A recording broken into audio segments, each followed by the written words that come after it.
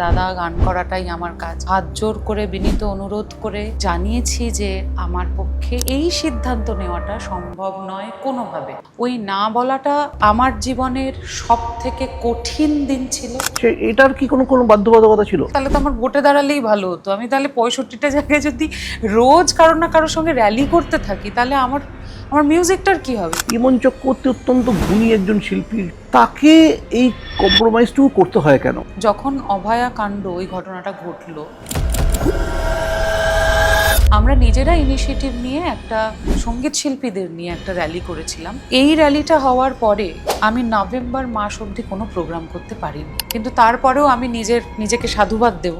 I am so proud of myself যে এত কিছুর পরেও I am not into politics and I will never be into politics, সেটা যে কোনো দল হোক। তো আমাকে যদি আজকে রাজ্য সরকারের তরফ থেকে, বর্তমান রাজ্য সরকারের তরফ থেকে কোথাও গিয়ে গান বাজনা সংক্রান্ত কোনো কাজে ডাকা হয়, I will be the first person যে যাবে। আমি অরিজিৎকে জিজ্ঞেস করেছিলাম এবং বলেওছিলাম ওকে যে তুমি যদি একটা দুটো জায়গায় আমাকে একটু রেফার করে দাও। তখন অরিজিৎ আমায় বলেছিলেন যে আমি বলতেই পারি, কিন্তু আমি যেই মুহূর্তে তোমাকে রেকমেন্ড করব আমার ওর দুটো ফালতু গান গেয়ে দিতে হবে। আমার ভাষায়, আমার গান, আমার ল্যাঙ্গুয়েজ, আমি যেটাতে আমার মাতৃভাষায় গান গেয়ে আমার ভাষাকে এবং আমার জাতিকে, আমার বাবা মাকে, আমার বন্ধু বান্ধবকে আরো অনেক গর্বিত। আমরা বাংলা গানটাকে এই জায়গায় নিয়ে যেতে পারছি না। It is about the mindset. It is not about BJP, Trinamool, CPM. It is about Bengali mindset. যদি এগোতে হয় আমাদেরকে কোল্যাব করে কাজ করতে হবে। আমি চাই আমার শ্রোতা 8 থেকে 80 হোক। আমি যাতে এতগুলো অডিয়েন্সকে, এতগুলো বয়সী মানুষকে ক্যাটার করতে পারি, তাদেরকে আনন্দ দিতে পারি। নমস্কার, আমি অনিলবাবু চট্টোপাধ্যায়, বা বাংলায় আপনাদের সবাইকে স্বাগত। আজকে আমার অতিথি যিনি, তার সঙ্গে কিন্তু প্রাক্তন শব্দটার কোথাও একটা যোগ হয়েছে। তিনি প্রাক্তন সিনেমার জন্য গান জাতীয় পুরস্কার পান, আবার এ রাজ্যের প্রাক্তন মুখ্যমন্ত্রী, তার সঙ্গে সম্পর্কটা ভালো বলে তাকে উন্নয়নের পাঁচালি গাইতে হয়, তার জন্য ট্রোলিংয়ের মুখোমুখি হন অনেক। কিন্তু তার ট্যালেন্ট, তার যে প্রতিভা, তার মিউজিক্যাল মাইন্ড, সেটাকে কোথাও অস্বীকার করা যায় না। কিন্তু লাস্ট কয়েকটা বছর প্রচুর বিতর্কও তাকে নিয়ে, সুতরাং অনেক প্রশ্নের উত্তর পাওয়া বাকি। আর সেই জন্যই আজ আমার অতিথি ইমন চক্রবর্তী। ইমন, থ্যাংক ইউ সো মাচ এখানে আসার জন্য। এই আমাদের বোধহয় এই আলোচনার পর্বটা, আড্ডার পর্বটা অনেক দিনের ডিউ, তাই তো? আমি আজকে মানে কি বলবো, supremely excited. Thank you for having me. তোমার কাজ এত বছর ধরে ফলো করি, দেখি। It's a pleasure. Thank you so much. এবং আমারও তোমাকে একটা থ্যাংক ইউ দেওয়ার আছে।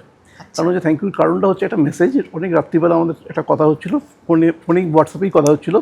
তুমি আমাকে একটা কথা দিয়েছিলে, অনিলবাবুদা দেখো, আমি কিন্তু রাজনীতিতে আসবো না, তুমি নিশ্চিন্ত থাকো, আমি কোথাও ক্যান্ডিডেট হচ্ছি না, দেখে রেখো আর কি। তো তোমাকে থ্যাংক ইউ আর কি, তুমি সেই কথাটা রেখেছো আর কি। কারণ সে সময় সব পরিস্থিতি বোধহয় তৈরি হয়েছিল যে তুমি রাজনীতিতে আসছো, এরকম একটা চারিদিকে প্রচার তো ছিলই, এবং তুমিও বোধহয় খানিকটা ইনক্লাইন ছিলে।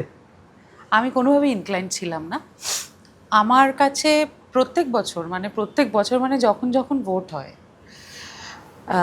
তখন প্রায় বিভিন্ন দলের কাছ থেকেই দাঁড়ানোর, তাদের হয়ে প্রতিনিধিত্ব করার প্রস্তাব আসে। এবং আমি বরাবরই সেটা না বলে এসছি। এটা কিন্তু প্রথম নয় যে 2026-এ আমার কাছে এই প্রপোজাল এসছে। আমার কাছে 2021 সালেও এসছে প্রপোজাল। তারপরে বোধহয় লোকসভা হলো 2024 if I am not wrong, 2024-এও এসছে। প্রত্যেকবার আমার কাছে আসে এবং সেটাকে আমি আমার মতো করে ভদ্রতার সাথে, বিনম্রতার সাথে, যে দাদা গান করাটাই আমার কাজ। এইবারটাই যেটা হয়েছিল, এইবারের প্রস্তাবটা একটু প্রবল ছিল এবং তার ইন্টেন্সিটিটা অনেক গভীর ছিল। মানে বলার যে ইন্টেন্সিটি হয় বা চাওয়ার যে ইন্টেন্সিটি হয়, সেটা অনেকটা গভীর ছিল। এবং ফ্রম দ্য ভেরি বিগিনিং, যখন থেকেই আমার কাছে এই প্রস্তাবটা আসে, ফ্রম দ্য ভেরি বিগিনিং আমি নাই বলেছি। এবং ফাইনালি যখন আমি সময় চাই, যে আমি দেখা করে কথা বলতে চাই, আমি এবং নীলাঞ্জন, আমরা দুজনেই গিয়েছিলাম। আমরা একদম দেখা করে হাত জোর করে বিনীত অনুরোধ করে জানিয়েছি যে আমার পক্ষে এই সিদ্ধান্ত নেওয়াটা সম্ভব নয় কোনোভাবে। কারণ আমি এটা ভাবছিলাম অনিলাভদা, যে আমি যদি ভোটে দাঁড়িয়েও যাই, আমার তো এখনও আমার মিউজিক্যাল কেরিয়ারটার অনেকগুলো দিন পড়ে আছে। আমি তো সদ্য শুরু করেছি এবং আমি তো একেবারেই গোল্ডেন স্পুন সিলভার স্পুন নিয়ে না জন্মানো একটা মেয়ে। আমার বাবা মার প্রচুর পরিশ্রম রয়েছে আমার আজকে এই জায়গায় আসার পেছনে। আমার কোনোভাবেই কোনো অধিকার নেই তাদের সেই পরিশ্রমটাকে একেবারে ফেলে দেওয়া, ধুলে মিশিয়ে দেওয়া। তার সঙ্গে সঙ্গে আজকে আমি যতটুকু হয়েছি আমার অডিয়েন্সের জন্য হয়েছি, তাদের ভালোবাসায় হয়েছি। আমি ভীষণভাবেই বুঝতে পারছিলাম যারা যারা সত্যি সত্যি আমায় ভালোবাসেন তারা কেউই চাইছেন না যে আমি এই পথটা বাছি। অ্যাকচুয়ালি আমরা কেউই চাই না, তোমরা কেউই চাওনি। তোমার সঙ্গে কথা হয়েছে আরও অনেক সিনিয়র জার্নালিস্ট আমি জানি যারা আমার শুভাকাঙ্ক্ষী, তাদের সঙ্গে আমার কথা হয়েছে, আমার ইন্ডাস্ট্রির সিনিয়র্সদের সাথে কথা হয়েছে। সবাই আমাকে গাইডটা দেন। দেখো এইটা না, আমি মনে করি যে এটা কি বলবো, একটা চক্রব্যূহ। মানে তুমি ফাঁসতে থাকো, once you are into it, তুমি ফাঁসতে থাকো, তোমার পক্ষে বেরোনোটা সম্ভব নয়। ওই না বলাটা আমার জীবনের সব থেকে কঠিন দিন ছিল এবং ওই না বলাটা আমার জীবনের সব থেকে পজিটিভ এবং ইম্পর্ট্যান্ট একটা দিন ছিল। আমি যেদিন ওই না বলে বেরিয়ে এসেছি, আমি যে কতটা ব্যাগেজ ফ্রি হয়ে বেরিয়ে এসেছি একমাত্র আমি জানি। But thanks to the person যার কাছে গিয়ে আমি আমার অসুবিধার কথা জানিয়েছি, তিনি এত সুন্দরভাবে, অফকোর্স আমার নাম বলতে কোনো অসুবিধা নেই, শ্রীমতী মমতা বন্দ্যোপাধ্যায়, তিনি এত সুন্দরভাবে জিনিসটাকে হ্যান্ডেল করলেন এবং উনি আমাকে আশ্বাস দিলেন, অ্যাসিওরেন্স দিলেন যে তোমার সিদ্ধান্তকে আমি সাধুবাদ জানাচ্ছি। আজকে তোমার জায়গায় যদি অন্য কেউ থাকতো, এটা আমার এক কথায় নিয়ে নিত, তুমি আমার 10টা কথাতেও নাওনি। তার জন্য আমি তোমাকে সাধুবাদ জানাচ্ছি। I wish you all the best এবং তুমি গানে থাকো। দ্যাট ওয়াজ দ্য লাস্ট মানে কথা আমার ওনার সাথে যেটা হয়েছে। কিন্তু আমার মনে হয় যে মানুষের খানিকটা স্পেকুলেশন তৈরি হচ্ছিল বলে বোধহয় যে তোমাকে অ্যাকচুয়ালি রাজনীতির মঞ্চগুলোই দেখছিল, মানে মমতা বন্দ্যোপাধ্যায় ভবানীপুরের মঞ্চে দেখছিল, বা কৈলাস মিশ্রের সঙ্গে তুমি র্যালিতেও পার্টিসিপেট করেছিলে। এটার কি কোনো বাধ্যবাধকতা ছিল? অবশ্যই ছিল। দেখো আমার কাছে একদিন ফোন আসে, আমাকে 65টা জায়গার লিস্ট ধরানো হয়েছিল।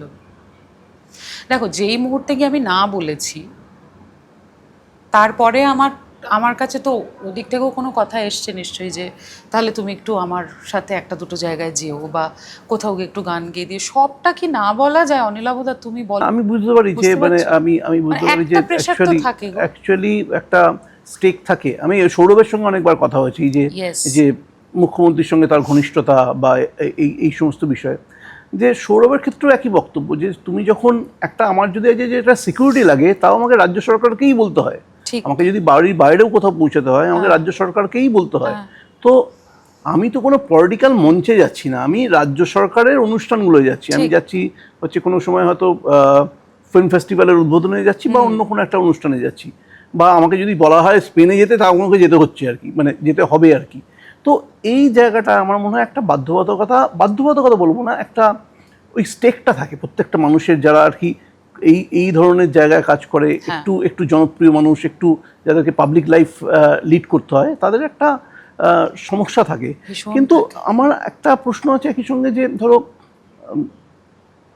তোমাকে নিয়ে যে জায়গাগুলো নিয়ে বিতর্ক তৈরি হলো, বেসিক্যালি হচ্ছে যে প্রথম হচ্ছে উন্নয়নের পাঁচালী গানটা নিয়ে তৈরি হলো, তারপরে এই পলিটিক্যাল র্যালিগুলোতে যাওয়া নিয়ে তৈরি হলো। ওইটা তোমাকে বললাম, পলিটিক্যাল র্যালির জায়গাতে আমাকে প্রথমত হচ্ছে যে অনেকেই আমি জানি যারা গিয়েছেন, মানে সবাই যেতে বাধ্য হয়েছেন কি হননি জানি না। আমার ক্ষেত্রে যেটা হয়েছিল যে যেহেতু আমি ওরকম একটা জায়গা থেকে না বলে বেরিয়ে এসেছি, তারপরে যখন আমার কাছে ফোন আসে একটি সংস্থার কাছ থেকে যে এরকম 65টা জায়গায় আপনাকে যেতে হবে, তো আমি তখন ওনাকে বললাম তাহলে তো আমার ভোটে দাঁড়ালেই ভালো হতো। আমি তাহলে 65টা জায়গায় যদি রোজ কারোর না কারোর সঙ্গে র্যালি করতে থাকি তাহলে আমার মিউজিকটার কি হবে?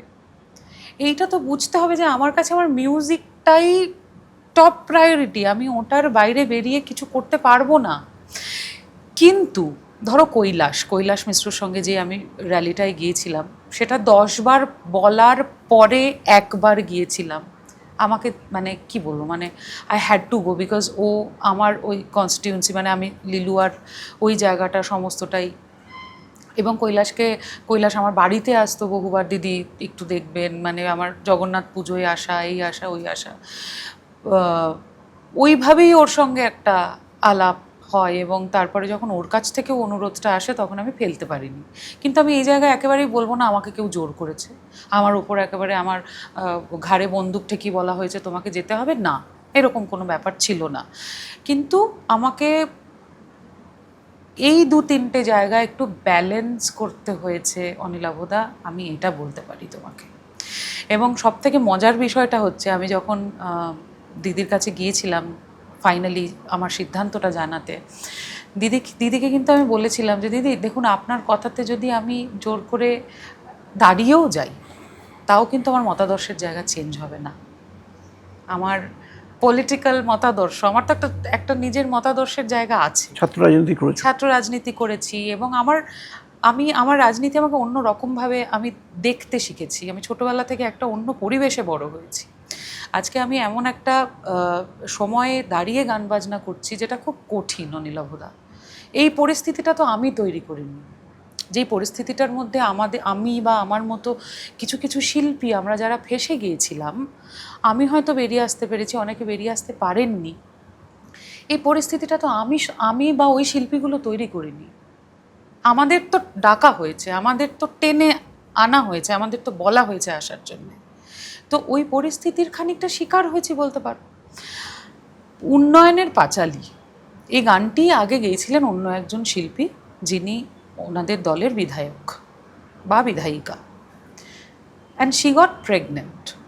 তিনি গাইতে পারবেন না, যেতে পারবেন না ওই অনুষ্ঠানের দিন, বা কোনো শারীরিক অসুবিধা হয়েছিল, উনি গাইতে পারবেন না। আমার কাছে আবার ওই সংস্থা থেকে ফোন আসে যে, এবং নাম করে করে বলা হয় এনারা বলেছেন যে you have to sing this song. আমি বললাম যে I have a recording tomorrow, I have a shooting tomorrow, আমার একটি চ্যানেলের জন্য শুটিং ছিল, তোমাকে আমি পরে পার্সোনালি বলবো, তুমি চ্যানেলে ফোন করে জিজ্ঞাসাও করে দেখতে পারো। ওই চ্যানেলে এই দিক থেকে ফোন করে ডিরেক্টলি বলে দেওয়া হয়েছে উইদাউট মাই কনসেন্ট যে ইমন যেতে পারবে না। চ্যানেল থেকে আমাকে ফোন করে বলা হয়েছে যে এরকম এরকম বলছে ইমন, দেখো আমরা কোনো কমপ্লিকেশন চাই না, তুমি ওখানে যাও। তুমি এটা বুঝতে পারছো, মানে এটা আমার প্রফেশনাল জায়গায় কতটা ক্ষতি। আমার এটাই বক্তব্য যে আমি কি এই জায়গাটা চেয়েছি কোনো দিন? আমি তো কোনো দিন চাইনি এরকম একটা জায়গার মধ্যে আমি আসি। আমি একটা পিসফুল লাইফ লিড করছিলাম, আমি একটা সুন্দর জীবন কাটাচ্ছিলাম, আমার শ্রোতাদের সঙ্গে মঞ্চে পাগলের মতো গান বাজনা করছি, দেশে যাচ্ছি বিদেশে যাচ্ছি, আমাকে এত প্রশ্নের সম্মুখীন যে হতে হচ্ছে, এই প্রশ্নের সম্মুখীন হওয়ার পরিস্থিতি কিন্তু আমি তৈরি করিনি, আমি এটা বলতে পারি। এটার জন্য আমি দায়ী নই, এটা একটা পরিস্থিতি তৈরি করে দিয়েছে। আমি বলছি একটা জিনিস যে পার্সোনালি আমার তোমাকে একদম রকস্টার মনে হয় প্রথমত। মানে আমি তোমার যে পোটেনশিয়াল, তুমি যেভাবে স্টেজে থাকো সব মিলিয়ে, ইমন চক্রবর্তী অত্যন্ত গুণী একজন শিল্পী, যথেষ্ট যোগ্য শিল্পী, যথেষ্ট স্বীকৃতি পাওয়া শিল্পী দর্শক বা শ্রোতাদের কাছ থেকে। তাকে এই কম্প্রোমাইজটুকু করতে হয় কেন? মানে আমি মানলাম যে একজন শিল্পী, সে হয়তো স্ট্রাগল করছে, তার স্ট্রাগল লাইফে আছে, সে হয়তো খানিকটা হয়তো এদের সাহায্য পেলে, যারা যেগুলো বলছে তার সাহায্য পেলে হয়তো তাকে হয়তো কম্প্রোমাইজ করছে কোনো জায়গায়। ইমন চক্রবর্তী বা আমি নাম করেও বলতে পারি দেব অধিকারীদের কেন করতে হয়, সেটাই আমি জানতে চাই। দেবদার ব্যাপারটা আমি জানি না, আপনি জাস্ট একটা নাম বললাম আর কি, কিন্তু বোঝাতে গিয়ে। হ্যাঁ, মানে দেবদা যেটা করেছেন, যেভাবে রাজনীতি এবং অভিনয়টা, না ইনফ্যাক্ট দেবও যখন প্রথমবার ওকে দাঁড় করানো হয়েছিল এই কথাটাই বলেছিল দেব, একটা হ্যাঁ, যে আমার যদি সামনে বন্দুক রেখে বলা হয় যে এটা করা হবে তো কিছু করার থাকে না তখন। না ডেফিনেটলি, মানে হ্যাঁ, কিন্তু মানে দেব কারণ সেই সময় আমার সঙ্গে অনেকবার কথা হয়েছিল, দেব বলেছিল আমার কথা শোনা হয়নি, আমাকে এতবার মানে এত প্রেশার করা হয়েছিল। তো এই প্রেশারের কাছে মাথা নোয়াতে হয় কেন, মানে সেটা বুঝতে চাইছি। দেখো, আমি তোমাকে একটা ছোট্ট ইনসিডেন্টের কথা বলছি অনিলাভদা।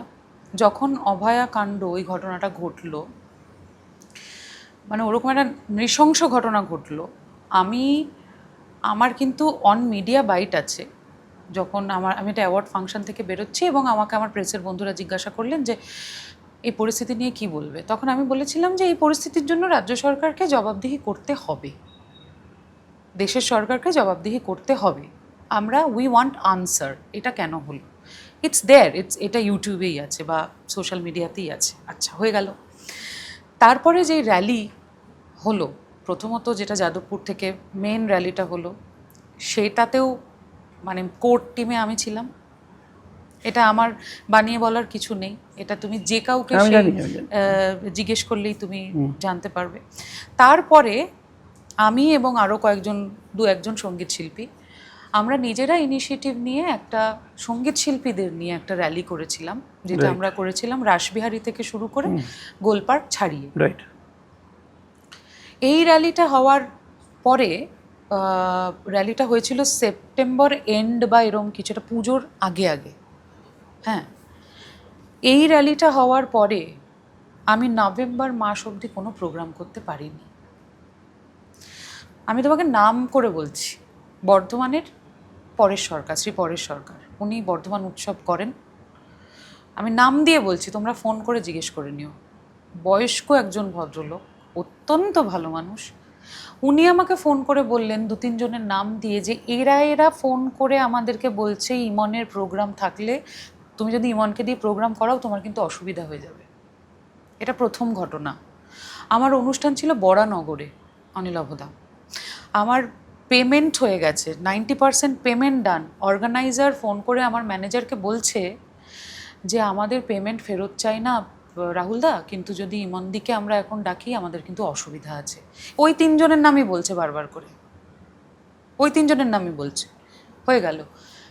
কৃষ্ণাদির একটি অনুষ্ঠান ছিল আমাদের, কৃষ্ণা চক্রবর্তী। কৃষ্ণাদিও আমাকে 50% পেমেন্ট করিয়ে সেই শোটা করতে পারেননি। কৃষ্ণাদি আমাকে বলেননি কেন করতে পারছি না, কিন্তু সেই শোটা কিন্তু হয়নি ফাইনালি। ঠিক এরকম করে আমার নভেম্বর মাসে 9খানা শো ক্যান্সেল হয়েছিল। সেই সময় দাঁড়িয়ে আমার নিজেকে মনে হয়েছিল যে আমি একটা ইঁদুর, আমি পর্বতের সঙ্গে লড়াই করব কি করে, বাট আমাকে তো বাঁচতে হবে, তাহলে আমি চলে যাই, আমি পশ্চিমবঙ্গ ছেড়ে চলে যাই, আমি বাইরে বেরিয়ে কোনো একটা কাজ করি। আমার যদি একটা এরকম ঘটনায় প্রতিবাদ করা ভুল হয়, এবং সেটা যদি এই লোকগুলো, এই 3-4টে লোক একটা নেক্সাস তৈরি করে সবাইকে ফোন করে করে বলে যে ইমনকে নেওয়া যাবে না, আরও অনেকে হেঁটেছে, কাউকে বলছে না, আমাকেই বলছে, তার মানে আমার ওপর তাদের নিশ্চয়ই কোনো পার্সোনাল অসুবিধা আছে। দেন আই কল্ড কল্যাণ ব্যানার্জি, কল্যাণদা আমার লোকসভার, মানে আমার যে বাড়ির কনস্টিটিউয়েন্সি তার এমপি। আমি কল্যাণদাকে ফোন করলাম, কল্যাণদা সবটা শুনলেন, এবং তারপরে বোধহয় উনি দিদির সঙ্গে কথা বললেন যে এই ঘটনা। দিদি জানতেন কি জানতেন না আমি জানি না। তারপরে আমি ওনাকে পুরো ঘটনাটা বলি, এবং আমি এইভাবে বলি যে দিদি আমাকে যদি, দেখুন আমি তো গান ছাড়া অন্য কিছু পারি না, হঠাৎ করে তো আমি অন্য চাকরি বাকরি করতে পারবো না, তাহলে আমাকে চলে যেতে হবে, কিন্তু যাওয়ার আগে কিন্তু আমি ন্যাশনাল প্রেস মিডিয়া ডেকে গোটা ঘটনাটা বলবো যে আমার সাথে এটা হয়েছে এবং আমাকে কাজ করতে দেওয়া হচ্ছে না, আমি এই বলে এই মর্মে পশ্চিমবঙ্গ ছাড়ব। এবং ওনাকে আমার নামে অনেক কথা ভুলও বোঝানো হয়েছিল, সেগুলো উনি আমাকে পরে বলেছিলেন। এই তো হয়েছে ঘটনা। এবার যে তোমার ব্যাক টু ইয়োর কোয়েশ্চেন, এই ঘটনাটা আমার কাছে একটা অ্যালার্মিং ঘটনা, বুঝতে পারছো? আমি একটা ছোট্ট এন্টিটি, তুমি মনে করতে পারো যে ইমনের অনেক নাম হয়ে গেছে, ইমনের অনেক প্রতিপত্তি, এই সেই, ইমনকার মাথা, এখানে মাথা ঝোকানোর ব্যাপারটা নয়। এটা কোথাও গিয়ে যেই রাজ্য সরকার, যেই দলের অধীনে থেকে রাজ্য সরকার, যে দলের রাজ্য সরকার, সব সময় কি সেখানে থেকে মানে লড়াই করা যায় অনিলাভদা?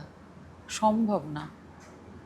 আমি খুব সাধারণ একটা মেয়ে, আমি যে কিভাবে নিজেকে বাঁচিয়ে আজকে এই জায়গায় এসেছি, সেটা পার্সোনালি বলো, প্রফেশনালি বলো, ইমোশনালি বলো, সেটা একমাত্র আমি জানি। এবার এখন হয়তো যারা শুনবেন বা তোমাদের এই চ্যানেলের মাধ্যমে, তারা অনেকেই হয়তো আমাকে জাজ করবেন, অনেকেই হয়তো অনেক কথা বলবেন, কিন্তু তারা কিন্তু আমার পরিস্থিতিটা জানেন না। খুবই কঠিন একটা সামঞ্জস্যপূর্ণ জীবন বজায় রাখতে হয় আমাদেরকে, সব সময় সব কিছু হাতে থাকেও না। কিন্তু তারপরেও আমি নিজেকে সাধুবাদ দেব, I am so proud of myself যে এত কিছুর পরেও I am not into politics and I will never be into politics, সেটা যে কোনো দল হোক। ওটা আমার জন্য নয়, এবং ওটাকে আমি আর কোনো দিন অ্যালাউ করবো না। রাইট। তো একটা জিনিস বলো, যে এখন একটা বিতর্ক তুমি শুনেছো হয়তো, দেখছো হয়তো, যে বলা হচ্ছে রাজ্য সরকারের ক্ষেত্রেও, রাজ্য সরকার যে এর আগের রাজ্য সরকার ছিলেন, হ্যাঁ। সেখানে একজন মন্ত্রী ঠিক করতেন হচ্ছে সমস্ত, এই যে কোন প্লেয়ার, কোন আর্টিস্ট গান গাইবার সুযোগ পাবে, কোন মেলায় যাবে, কোন অনুষ্ঠানে গান গাইবে, এটা ঠিক হতো, এবং সেটা ঠিক হতো টাকার বিনিময়ে। তুমি হয়তো সেটা ফেস করনি as because Imon Chakraborty is the name. কিন্তু এই যে আর্টিস্টগুলো, তুমি যেহেতু মিউজিক ফ্র্যাটার্নিটি বিলং করো, নিশ্চয়ই তোমার কাছেও এরকম কিছু খবর আসতো বা আসছে এখন। তো তুমি এটাকে কিভাবে, তুমি কতটা এই ব্যাপারটা ওয়াকিবহাল অ্যাকচুয়ালি? দেখো, 2011 সালে যখন তৃণমূল সরকার ক্ষমতায় এলেন, তখন আমি সদ্য মাস্টার্স কমপ্লিট করেছি। 2011 থেকে 2017 অবধি আমি রাজ্য সরকারের কোনো অনুষ্ঠান করিনি। আমাকে ডাকা হয়নি। আমাকে ডাকা হয়েছে 2017 সালে, যখন আমি ন্যাশনাল অ্যাওয়ার্ডটা পাই প্রাক্তনের জন্যে, এবং তারপরে আমাকে সঙ্গীত সম্মান দেওয়া হয়। ওইটাই আমার ম্যাডামের সঙ্গে প্রথম মানে সামনাসামনি একটা কথোপকথন হয়। আমার সাথে, টু বি ভেরি ফ্র্যাঙ্ক অনিলাভদা, আমাকে কখনো এই ঘটনাটা ফেস করতে হয়নি। না, হয়নি, আমি বলছি তো হয়নি, কারণ বিকজ কিন্তু যদি তুমি কারোর ইমন সঙ্গে, চক্রবর্তী, মানে কিন্তু সেটা তুমি বাই তো গডস গ্রেস হয়তো তো হয়নি, কিন্তু যদি কারোর সঙ্গে এই ঘটনাটা হয়ে থাকে, না, যে পরিমাণ শিল্পীরা বেরিয়ে এসে কথা বলছেন বিষয়টা, তো মানে নিশ্চয়ই হয়ে তো কিছু, হ্যাঁ নিশ্চয়ই, হ্যাঁ হ্যাঁ। তারা তো, এবং যদি আমি আবারও বলছি, দেখো, আমি ঋদ্ধিদিকে খুব ভালো করেছি। ঋদ্ধিদির সঙ্গে তো আমার আজকের পরিচয় নয়, বহু বছরের আলাপ, বন্ধুত্ব হয়তো নয়, উনি দেখো সিনিয়র আমার অনেক, কিন্তু আমরা বাইরে প্রোগ্রাম করতে গেছি, আমি ওনাকে চিনি। তো ঋদ্ধিদি যেই কথাগুলো বলছেন বা যেই অভিযোগগুলো আনছেন, বা আরও একজন শিল্পীকে আমি দেখছিলাম, উনিও বলছেন, যদি এই ঘটনাগুলো সত্যি হয়ে থাকে, মানে এর মতো নিকৃষ্ট জিনিস আর হয় না। ওই রাজ্য সরকারের ওই মঞ্চটা সবার কাছে লোভনীয় গো। আমি শুধু ওনাদের কথা বলবো না, আমি এরকম অনেক আর্টিস্টকে চিনি যারা ধরো মানে আমাদের গণনাট্যের সঙ্গে জড়িত ছিলেন, যারা হয়তো যখন সিপিএমের আমলে গান মেলা হতো গান বাজনা করতেন, সুযোগ পেতেন, সেই আর্টিস্টদেরকেও ডাকা হয়নি। এরকমই অনেক শিল্পীকে চিনি যারা গণনাট্য আন্দোলনের সঙ্গে জড়িত ছিলেন, গণনাট্যটা করেছেন, অথচ অসাধারণ শিল্পী, তাদেরকে কিন্তু ডাকা হয়নি। তো যদি এরকম ঘটনা হয়ে থাকে এবং যদি এটার সত্যতা বেরিয়ে আসে সামনে, দেন ইট ইজ ব্যাড। ধরো নতুন সরকার এসেও একটা ঠিক করলো যে যদি তাদের ঘনিষ্ঠতা, তাদের সঙ্গে ঘনিষ্ঠতা না হওয়া থাকে, সে পাবে না। সেক্ষেত্রে ইমন চক্রবর্তী কী করবে? আবার নতুন সরকারের সঙ্গে ঘনিষ্ঠতা করবে? নিশ্চয়ই তো করবে না। ঘনিষ্ঠতাটা মানে দেখো, আমাকে যদি আজকে রাজ্য সরকারের তরফ থেকে, বর্তমান রাজ্য সরকারের তরফ থেকে, বা বর্তমান আমাদের যিনি মুখ্যমন্ত্রী বা দায়িত্বপ্রাপ্ত মন্ত্রী যারা আছেন, তাদের তরফ থেকে কোথাও গিয়ে গান বাজনা সংক্রান্ত কোনো কাজে ডাকা হয়, I will be the first person যে যাবে। আমি কিন্তু ওই পাঁচালিটা গাওয়ার পরে টাকা পেয়েছিলাম, আমি টাকার না নিয়ে গানটা গাই। মানে 2 বছর পরে যদি বিজেপি সরকার বলে যে একটা উন্নয়নের পাঁচালি গাইতে হবে, তো ইমন চক্রবর্তী কি করবে? আমার মুশকিলটা হচ্ছে কি, সব গান হিট হয়ে যায়, পাঁচালি হিট হয়ে গেছে। মানে এইটা খুব মজা। হ্যাঁ, কিন্তু হয়েছে, এখন কি করব? কিন্তু আমাকে যদি গাইতে বলেন কেউ, এবং আমার মনে হয় না এরকম কোনো লেম কাজকর্ম আমাদের বর্তমান সরকার করবেন, আমার সত্যিই মনে হয় না, আমার রিয়েলি মনে হয় না। সে তো ঠিকই আছে, ঠিক কথাই। কিন্তু তো সব সিলেবাসের বাইরে ছিল, যেটা ওটা পুরো সিলেবাসের বাইরে ছিল। এবং আমি যখন গানটা গাইছি, আমি গাইছি সেভাবেই গাইছি, আর কি করব? মানে সে সবকিছু তোমার তো আবার ফেস করতে হলো, ট্রোলিং থেকে আরম্ভ করে ফেসবুক থেকে তুমি ডিঅ্যাক্টিভেটেড হয়ে গেলে, মানে ওই সময়টা কি বলো একটু? ওই সময়টায় আমি আর ফেরত যেতে চাই। আমার কাছে ট্রমা, মানে আমার কাছে এই লাস্ট এই 1 বছরটা না, দেখো আমি কিন্তু এতদিন নেই সিনে, আমাকে কেউ দেখেছে বলো তুমি? এত বছরেই মানে ওনাদের যা টেনিওর, আমারও কিন্তু কাজের টেনিওর মোটামুটি ওই রকমই, 12-14 বছরের।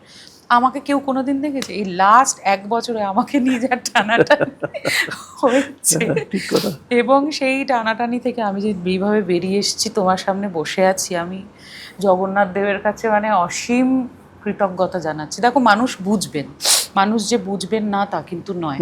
হ্যাঁ, যে তাহলে যদি ওনারা দেখতেন যে আমি মানে সুযোগ সন্ধানী, আমি আরও কী কী সব বলেছেন আমাকে, তাহলে তো আমি প্রথম থেকেই যেতাম। আমি তো ব্রিগেডের মঞ্চে যেতাম, আমি তো তাহলে ওনাদের সঙ্গে ওনাদের মানে যেটা মানে হাতে পতাকা হাতে নিয়ে হাঁটতাম। আমি তো করিনি সেই সব জিনিসপত্র। আমি তো কোনো মানে কি বলবো, কোনো অনৈতিক কাজ করিনি, আমি তো কারোর ক্ষতি করিনি। আমি একটা পরিস্থিতির শিকার হয়েছি, আমি ওনাদেরকে বুঝিয়ে বলেছি এবং আমি সেটার থেকে বেরিয়ে এসেছি। Simple issue. আচ্ছা, ওনাদেরও তো রাইট রয়েছে, আজকে আমারও তো রাইট রয়েছে তোমাকে বলার যে অনিলাভদা আমার এটার জন্য তোমাকে প্রয়োজন। তোমারও উল্টে রাইট রয়েছে যে না ইমন, আমার পক্ষে এটা করা সম্ভব নয়, তুমি আমাকে ক্ষমা করো। এটা একটা মানে কি বলে পিসফুল জায়গা থেকে দুজনে আমার সাথে এক্স্যাক্টলি সেই ঘটনাটাই হয়েছে। কিন্তু এই লাস্ট 1 বছরের টানাটানিতে আমি একটু জর্জরিত হয়েছি, এটা বলতে পারি। মানে তোমার কোনো কোনো সময় ব্যাপারটাকে অ্যানালাইসিস করতে গিয়ে নিজের কোনো ভুল পেয়েছো? কি পেয়েছো, কোন জায়গাটা? আমি অবশ্যই পেয়েছি। ভুলটা পেয়েছি যে আমি একটু বেশি নরম হয়ে গিয়েছিলাম, আমি একটু বেশি ভয় পেয়েছিলাম। আমার মনে হয়েছিল যে আবার যদি একটা ওরকম নভেম্বর মাস আমার জীবনে চলে আসে, যেখানে আমার লক্ষ লক্ষ টাকার ক্ষতি হয়ে যাবে। একটা ক্ষতি তো আমার ক্ষতি নয়, আমার পরিবার রয়েছে, আমার সাথে যারা আমার অ্যাসোসিয়েটস রয়েছে, হ্যাঁ তাদেরও পরিবার রয়েছে, মানে সব মিলিয়ে একটা 150-200 জনের 200টা লোকের পেট চলার ব্যাপার রয়েছে। তো ওরকম একটা ঘটনার মধ্যে গিয়ে যদি আমাকে আবার পড়তে হয়, তাহলে আমি কি করে সারভাইভ করব? আর এখন তো আমি খুব ছোটও নই, যখন আমি শুরু করেছিলাম আমি তো ওই ছোটটাও নই, আবার আমি খুব বড়ও নই, একটা মাঝামাঝি জায়গায় রয়েছি। এবং সেই অর্থে দেখতে গেলে না আমার বরের প্রচুর নাম আছে, না আমার বাবার প্রচুর নাম আছে, না আমার পাশের কারোর প্রচুর নাম আছে, ওই দাঁড়িয়ে আছি আমি একা একটা মানুষ। বুঝতে পারছো আমার জায়গাটা? তো আমাকে যদি এরপরে যদি আমি কাজটা করতে না পারি, তখন কি হবে? আমি কোন জায়গায় গিয়ে দাঁড়াবো? আমি কিভাবে সারভাইভ করব? আমার মাথায় এই চিন্তাভাবনাগুলো হয়েছিল, এবং সেইটার জন্য কোথাও গিয়ে হয়তো আমাকে একটু সম্মতি জানাতে হয়েছিল। তবুও আমি বলবো অনিলাভদা, আমি যে সম্মতিটা জানিয়েছি সেটা অনেক ছোট দেন আমি যে সম্মতিটা জানাইনি। এই ক্ষেত্রে আমার একটা বক্তব্য আছে জানো, এই যে একটা বাজ তৈরি করা যে ইমন ভোটে দাঁড়াচ্ছে, ইমন এই করছে ওই করছে, ইমনের সঙ্গে ইমনের বরের ডিভোর্স হয়ে গেছে, দেখেছিল ওই নিউজটা? অসাধারণ। দেখিনি না, ওটা ডিভোর্স হয়ে গেছে হয়েছিল, নিউজ হয়েছে। তা আমার এই ক্ষেত্রে তোমার কাছে একটা ছোট্ট প্রশ্ন আছে। You being a senior journalist for so long in this industry, মিডিয়ার কি জায়গা রয়েছে এই মুহূর্তে আমাদের সমাজের ও অগ্রগতির পেছনে? এর কিছু ভূমিকা নেই, কারণ মিডিয়া, আমি এখন আর মিডিয়া বলে কোনো আলাদা কী বলবো এন্টিটিতে বিশ্বাসই করি না। কারণ এখন মিডিয়া মানে মিডিয়া প্রত্যেকের হাতে মিডিয়া। অ্যাকচুয়ালি লোকে এই মোবাইল ফোনটা আসার পর লোকে ইকুয়ালি এম্পাওয়ার্ড হয়ে গেছে। ঠিক আছে, যদি আমার কথা কোনো একটি মিডিয়া না ছাপে, আমি আমার কথা বলতে পারি আরও 2 লাখ মানুষের কাছে, কেন 10 লাখ মানুষের কাছে পৌঁছাতে পারি। ইভেন একটা সাবেকি মিডিয়া, যেগুলো ট্র্যাডিশনাল মিডিয়া, যত লোকের কাছে পৌঁছাতে পারে, আমি ইকুয়াল নাম্বার অফ জায়গায়, কারণ আমরা সবাই এক প্ল্যাটফর্মে বিলং করছি। তো মিডিয়ার আলাদা করে মানে আলাদা করে আমার মনে হয় না কোনো ভূমিকা আছে। ফলে এরা এই এখন যে মিডিয়ার চলটা চলছে, it's a completely competition of views, মানে কে কত ভিউজ তুলতে পারে এবং তার জন্য যা খুশি করতে পারে, যা খুশি। মানে এবং এটা শুধু মানে সবচেয়ে দুঃখজনক হচ্ছে যে যে সমস্ত মিডিয়া, ধরো আমি নিজে কাজ করেছি এরকম ইয়েতে, মানে যেখানে সাংবাদিকতার পাঠ শিখেছি, হ্যাঁ, সেখানেও দেখি যে ধরনের খবর করা হয়, সেগুলো ক্লিক বেট করানো হচ্ছে সমস্ত মানে সেটা দুঃখজনক, দুর্ভাগ্যজনক বলে ছাড়া আর কিছু নয়। মানে শুধুমাত্র ভিউজের জন্য কতটা, হ্যাঁ। এবং আমি শুনি যে আমার সমস্ত জুনিয়র সাংবাদিকরা কাজ করে বিভিন্ন হাউসে, তাদের সঙ্গে কথা বলে শুনি যে তাদের বলা হয় যে মানে দিনে এতগুলো স্টোরি হবে এবং তার ভিউয়ের অনুযায়ী তাদের তাদের যে কেয়ারিটা তৈরি হবে তার উপর মানে ওর উপর নির্ভর করবে আর কি। খুব স্যাড এবং খুব ভীষণ স্যাড, ভীষণ স্ক্যারি, মানে এবং তারা সেই কারণে ওই যে কোটাটা তাদেরকে দেওয়া হয় প্রত্যেক দিন ধরো 7টা বা 8টা স্টোরি করতে হবে, তার জন্য তারা যে স্টোরি করে এবং যে করে যাকে যাকে নিয়ে স্টোরি করে এবং যে বিষয়গুলো নিয়ে সে করে, যে করে হোক তো করতে হবে, কারণ তাকে সংসার চালাতে হবে, তাকে মাস গেলে একটা মাইনে পেতে হবে, না স্যাক করে দেবে। তাই তো এটা একটা অদ্ভুত একটা খারাপ জায়গায় আমরা যেতে চলেছি দিনের পর দিন। এবং আজকে সবচেয়ে দুঃখজনক হচ্ছে যে এই বিষয়টা চালাচ্ছেন হচ্ছে এমন কিছু সাংবাদিক যারা কিন্তু এই সাবেক ট্র্যাডিশনাল স্কুলটা থেকেই বড় হয়ে উঠে এসছেন। This is very bad actually. খুব স্যাড। এবং আমার এটাই মনে হয় যে শিল্পীরা যেহেতু বরাবর ইমন চক্রবর্তী একটু খানিকটা মুখ ঢেকে বোধহয় হসপিটালে গেলে সেটা হচ্ছে প্রেগনেন্সির জন্য যাচ্ছেন, মানে তোমার বোধহয় কদিন আগে খবর দেখছিলাম বোধহয়। আমার এই খবরটা আমি দেখিনি তো। হ্যাঁ, কিছুদিন আগে খবর চলেছে আর কি। তো এরকম মানে এই যে কিন্তু দুঃখের বিষয়টা হচ্ছে এই ক্লিকবেট করা। হ্যাঁ, দুঃখের বিষয়টা হচ্ছে যদি ইমন চক্রবর্তী ঘরে বসে একটা গান গেয়ে ছাড়ে, সেটার কোনো শেয়ারিং নেই, না সেটার কোনো কিছু নেই। মানে কিন্তু ইমন চক্রবর্তীর ভোটে দাঁড়ালো কি দাঁড়ালো না, আমাকে যে কত জায়গা থেকে দাঁড় করিয়ে দিয়েছিল, উত্তরপাড়া, সোনারপুর, বেহালা, অমুক তসুক। ওই জন্য যেদিনকে আমার নামটা আসেনি ফাইনালি, আমি লিখেছিলাম যে আপনারা তো আমাকে অনেক জায়গায় দাঁড় করিয়েছেন, এবার আমাকে একটু নিজের পায়ে দাঁড়াতে দিন। আমি মানে আমি ক্লান্ত হয়ে গেছি, বিশ্বাস করো, আমার আর ভাল লাগছে না। আমার আর এখন মনে হচ্ছে যে আমার রেয়াজ করতেও ইচ্ছে করছে না, যেখানে আমি দিনে 8-9 ঘন্টা রেয়াজ করা একটা মেয়ে, সারাদিন গান শুনি, সারাদিন গান গাই, সারাদিন পড়াশোনা করি, বাড়িতে থাকি, বন্ধু বান্ধবদের সঙ্গে ঘুরি, আমার আর ভালোই লাগছে না। কিন্তু একটা জিনিস আমি বলি যে তুমিও অনেকটাই মানো যে নিজের শর্তে বাঁচা, সেটাও তো যায়। আমি বলছি তুমি গেছিলে, অরিজিতের কাছে গেছিলে, যে অরিজিৎ যে জীবনযাপনটা করে আর কি, ধরো জীবনযাপন বলো বা যে প্র্যাকটিসটা করে, বাঁচার প্র্যাকটিস যেটা বলবো, সেটা তো যদি ভাবা যায়, সেটা কিন্তু দেখা যায় যে আমি আমার শর্তে লাইফটা কাটাচ্ছি।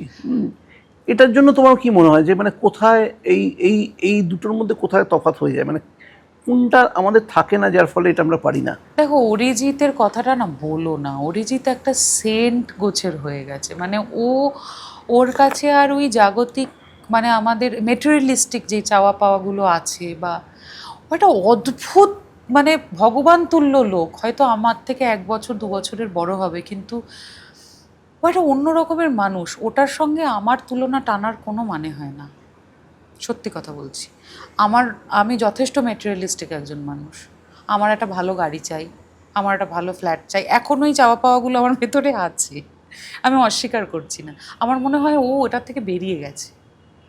ও একা নয়, ওর যে সঙ্গিনী রয়েছেন, ওর যে কোয়েল, ওরা দুজনেই বেরিয়ে গেছে। আমার ক্ষেত্রে যেটা হয়েছে, আমার বর এসবের মধ্যেই নেই, বুঝতে পারছো তো? মানে আমার বরের কাছে গান বাজনা ছাড়া আর ওর বাবা, বউ আর ভাই আর কয়েকজন বন্ধু বান্ধব ছাড়া ও আর কিচ্ছু ভাবে না।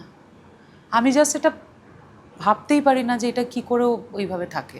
মানে আমাকে কোনো প্রোগ্রামে যেতে হলে, কোথাও যেতে হলে আমাকে বিজনেস ক্লাসে ট্রাভেল করতে হবে, ওকে তুমি এমনি নর্মাল ক্লাসে দিয়ে দাও, চলে যাবে। মানে আমি ওই মানুষটা হয়ে উঠতে চাই, আমি ওই প্র্যাকটিসটা করি, আবার কখনো কখনো ফেরত চলে আসি, বুঝতে পারছো? আমার এটা অস্বীকার করার জায়গা নেই। কিন্তু আমার সম্পর্কে যদি আমি একটা ভালো কথা বলতে পারি, একটা অ্যাসেসমেন্ট যদি এত বছরে আমি করতে পারি, তাহলে আমি একটা কথাই বলতে পারি, that I am a very honest person. আমি সেটা পোট্রে করি, আমি সেটা দেখাই।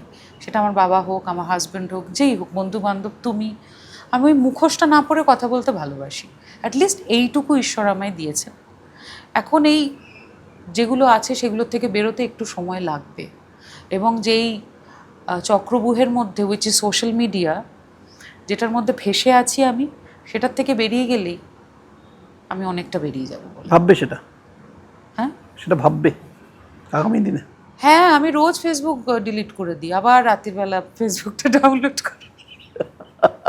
ওই জায়গায় আমি এখন ওই জায়গায় আছি, রোজ সকালে উঠে না আজকে আর ফেসবুক আর ইনস্টাগ্রাম আর এসব দেখবো না, দিয়ে ডিলিট করে দিলাম।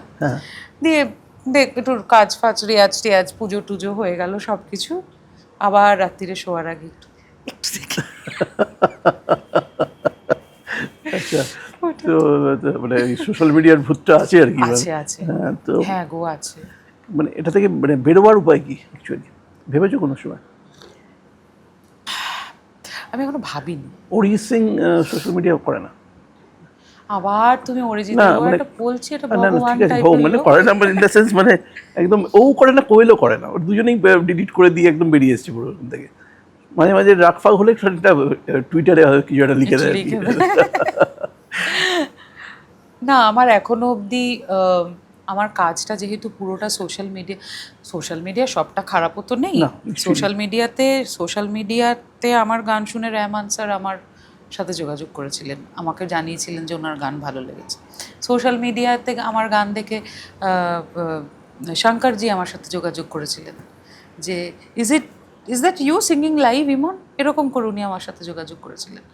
আরও কত বড় বড় মানুষজন, সবথেকে বড় বড় মানুষজনের থেকেও বড় কথা আমার সাধারণ মানুষ, যারা সত্যি সত্যি মানে 10% হলেও কিছু মানুষ আছে যারা ইমন চক্রবর্তীকে এখনও ভালোবাসেন এবং বিশ্বাস রাখেন ইমনের সততার প্রতি, ইমনের ট্যালেন্টের প্রতি। আমি সেই মানুষগুলোর জন্য একটু মাঝে মাঝে এসে একটা দুটো গান দিতে চাই। অ্যাবসলিউটলি। আমার গানটা একটু ওনাদেরকে শোনাতে চাই, বা আমি এই মুহূর্তে কি কাজ করছি সেটা একটু দেখাতে চাই বলতে পারো। কিন্তু তা বাদে সোশ্যাল মিডিয়ায় তোমার রিসেন্ট অ্যালবামটাও দেখলাম, এই রবীন্দ্রসঙ্গীতের যেটা পরিশোধরা পরিশোধরা মাঝে। মাঝে। হ্যাঁ, হ্যাঁ, মানে অনেকটা দিনের প্রিপারেশন বোধহয় গানটা, না একদমই না। মানে যেভাবে তুমি শ্যুট করেছো দেখলাম আর শ্যুটটা আমরা 4 ঘন্টায় করেছি, শুটিংটা পুরোটা 4 ঘন্টায় কমপ্লিটেড, আর গানটা আমি আধ ঘন্টায় গেয়েছি, আচ্ছা শেষ। আচ্ছা। তো ইমান, এই যে তুমি বললে এইমাত্র এআর রহমানের কথা বললে, শঙ্কর মহাদেবনের কথা বললে, যে হিন্দি গানের অফার পাচ্ছ বা গাইবার কোনো ইচ্ছা আছে? তুমি তো ভালো হিন্দি গান গাও অ্যাকচুয়ালি, মানে স্টেজে তো প্রচুর দেখি তুমি। গাই, কিন্তু আমার মানে এরকম খুব একটা ব্যাপার নেই যে আমাকে হিন্দি গান গাইতেই হবে।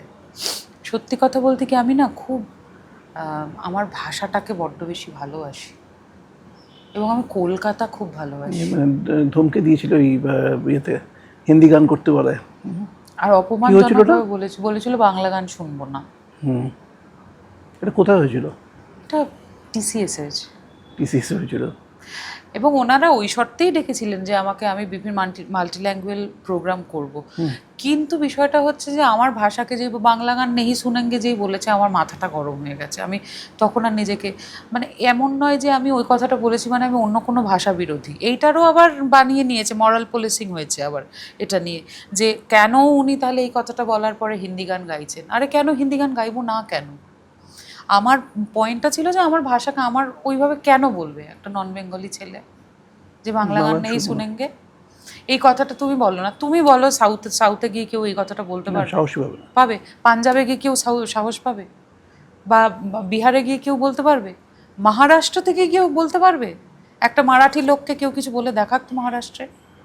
কেন বাঙালিরা সবসময় এরকম টাইপের হয়ে থাকবে যে না আচ্ছা ঠিক আছে মারছো মেসে মেরে যাও? কেন? এই বাঙালি তো অভয়াকাণ্ডে রাস্তায় নেমে মানে আগুন জ্বালিয়ে দিয়েছিল। তাহলে কেন আমরা চুপ করে সবচেয়ে বড় প্রোটেস্ট করেছিল, প্রাণ দিয়েছিল ভাষার জন্যে। তাহলে কেন বাংলা ভাষাকে নিয়ে এরকমভাবে করা হবে বলো তো? আমি কেন সহ্য করব? আমার ভাষাকে নিয়ে কিছু বলা মানে তো আমার মাকে নিয়ে বলা, আমার আইডেন্টিটি, আমি আছে যতটুকু যা, বিকজ অফ দিস ল্যাঙ্গুয়েজ আমি সেটা সহ্য করতে পারি না। ওই মাঝে মাঝে আমার একটু প্রতিবাদী সত্তাটা বেরিয়ে আসে, আবার আমি একটু দাবড়িয়ে রাখি, no Imon no, you must not. না তো মানে আমি বলছি যে মানে মানে এত সাকসেসফুলি তুমি বাংলা গান তো অনেকদিন করছো, তো আমি বলছি না যে হিন্দি গান করতেই হবে, কিন্তু মানে কোনো রকম অপরচুনিটি বা কোনো কথাবার্তা কি হলো এতগুলো বছরে? আমি ট্রাই করিনি। এটা মানে এটা কেন? মানে প্রথমত আমার এখানে অনেক কাজ, টাচউড। আমি এই মুহূর্তে ওখানে গিয়ে আবার ওই স্ট্রাগলটা করতে পারবো না, আমার ওই টেনাসিটি নেই। আমার অরিজিতের সঙ্গে কথা হয়েছে এ নিয়ে অনেকবার। কি বলেছিল অরিজিৎ? যে আমার কি করা উচিত, আমি অরিজিৎকে জিজ্ঞেস করেছিলাম এবং বলেও ছিলাম ওকে যে তুমি যদি একটা দুটো জায়গায় আমাকে একটু রেফার করে দাও।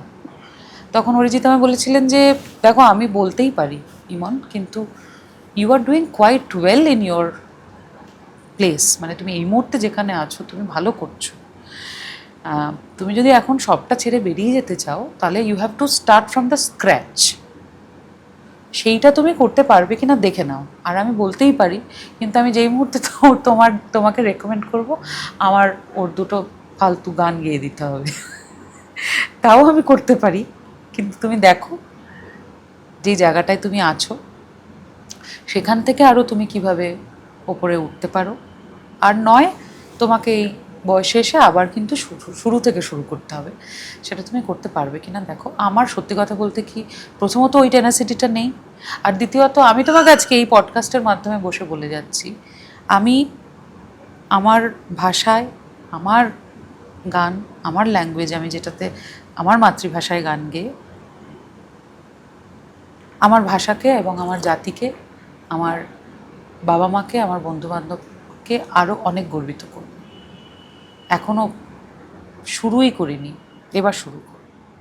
আমার একটা জিনিস মনে হয়, মনে যে বোধহয় মিউজিকের কোনো এখন ল্যাঙ্গুয়েজও হয় না এই সময় আর কি, মানে অ্যাটলিস্ট যে সময়টা এই সোশ্যাল মিডিয়ার কথাই আমরা বলি, যদি মানে এই ডিজিটাল মিডিয়ার যুগে এটা সাউথ কোরিয়ান মিউজিক তো আমরা ইকুয়ালি শুনছি আর কি। একদমই তাই, তাই না? মানে অ্যাবসলিউটলি মরক্কন মিউজিক শুনছি, মরক্কন মিউজিক মানে শুনছি। ধরো বা ইনফ্যাক্ট রিসেন্টলি একটা ইনস্টাগ্রামেই একটা গান শুনছিলাম, সিমি বলে একটা মেয়ের গান, তুমি শুনেছো বোধ হয়, চেয়ে সামথিং গানটা শুরু হচ্ছে এরকমভাবে, খুব ইনস্টাগ্রামে এখন গানটা চলছে, আচ্ছা। খুব রিল হচ্ছে দেখো। একজন ওটা Black Lady?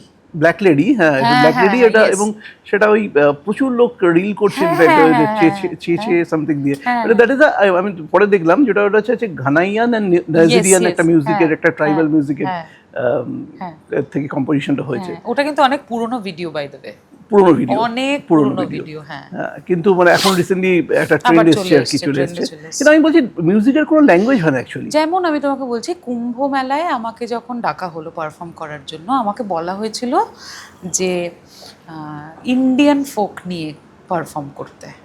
আমি এত মজা পেয়েছি না, মানে আমি যেমন একাধারে মালায়ালাম গান গেয়েছি, ফোক, পাঞ্জাবি ফোক গেয়েছি, ঠিক বাংলা ফোক গেয়েছি, ওড়িয়া ফোক গেয়েছি, অ্যাসামিস ফোক গেয়েছি। আমি এই জায়গাগুলোতে কনসেন্ট্রেট করতে চাই। মানে ফিল্ম মিউজিক, কিন্তু আমি তোমাকে বলছি ফিল্ম মিউজিকের জায়গাটা একটু ঘেঁটে আছি। ফিল্ম মিউজিক কিন্তু বেসিক গান বাজনা, যেটা শুনে আমরা ধরো বড় হয়েছি,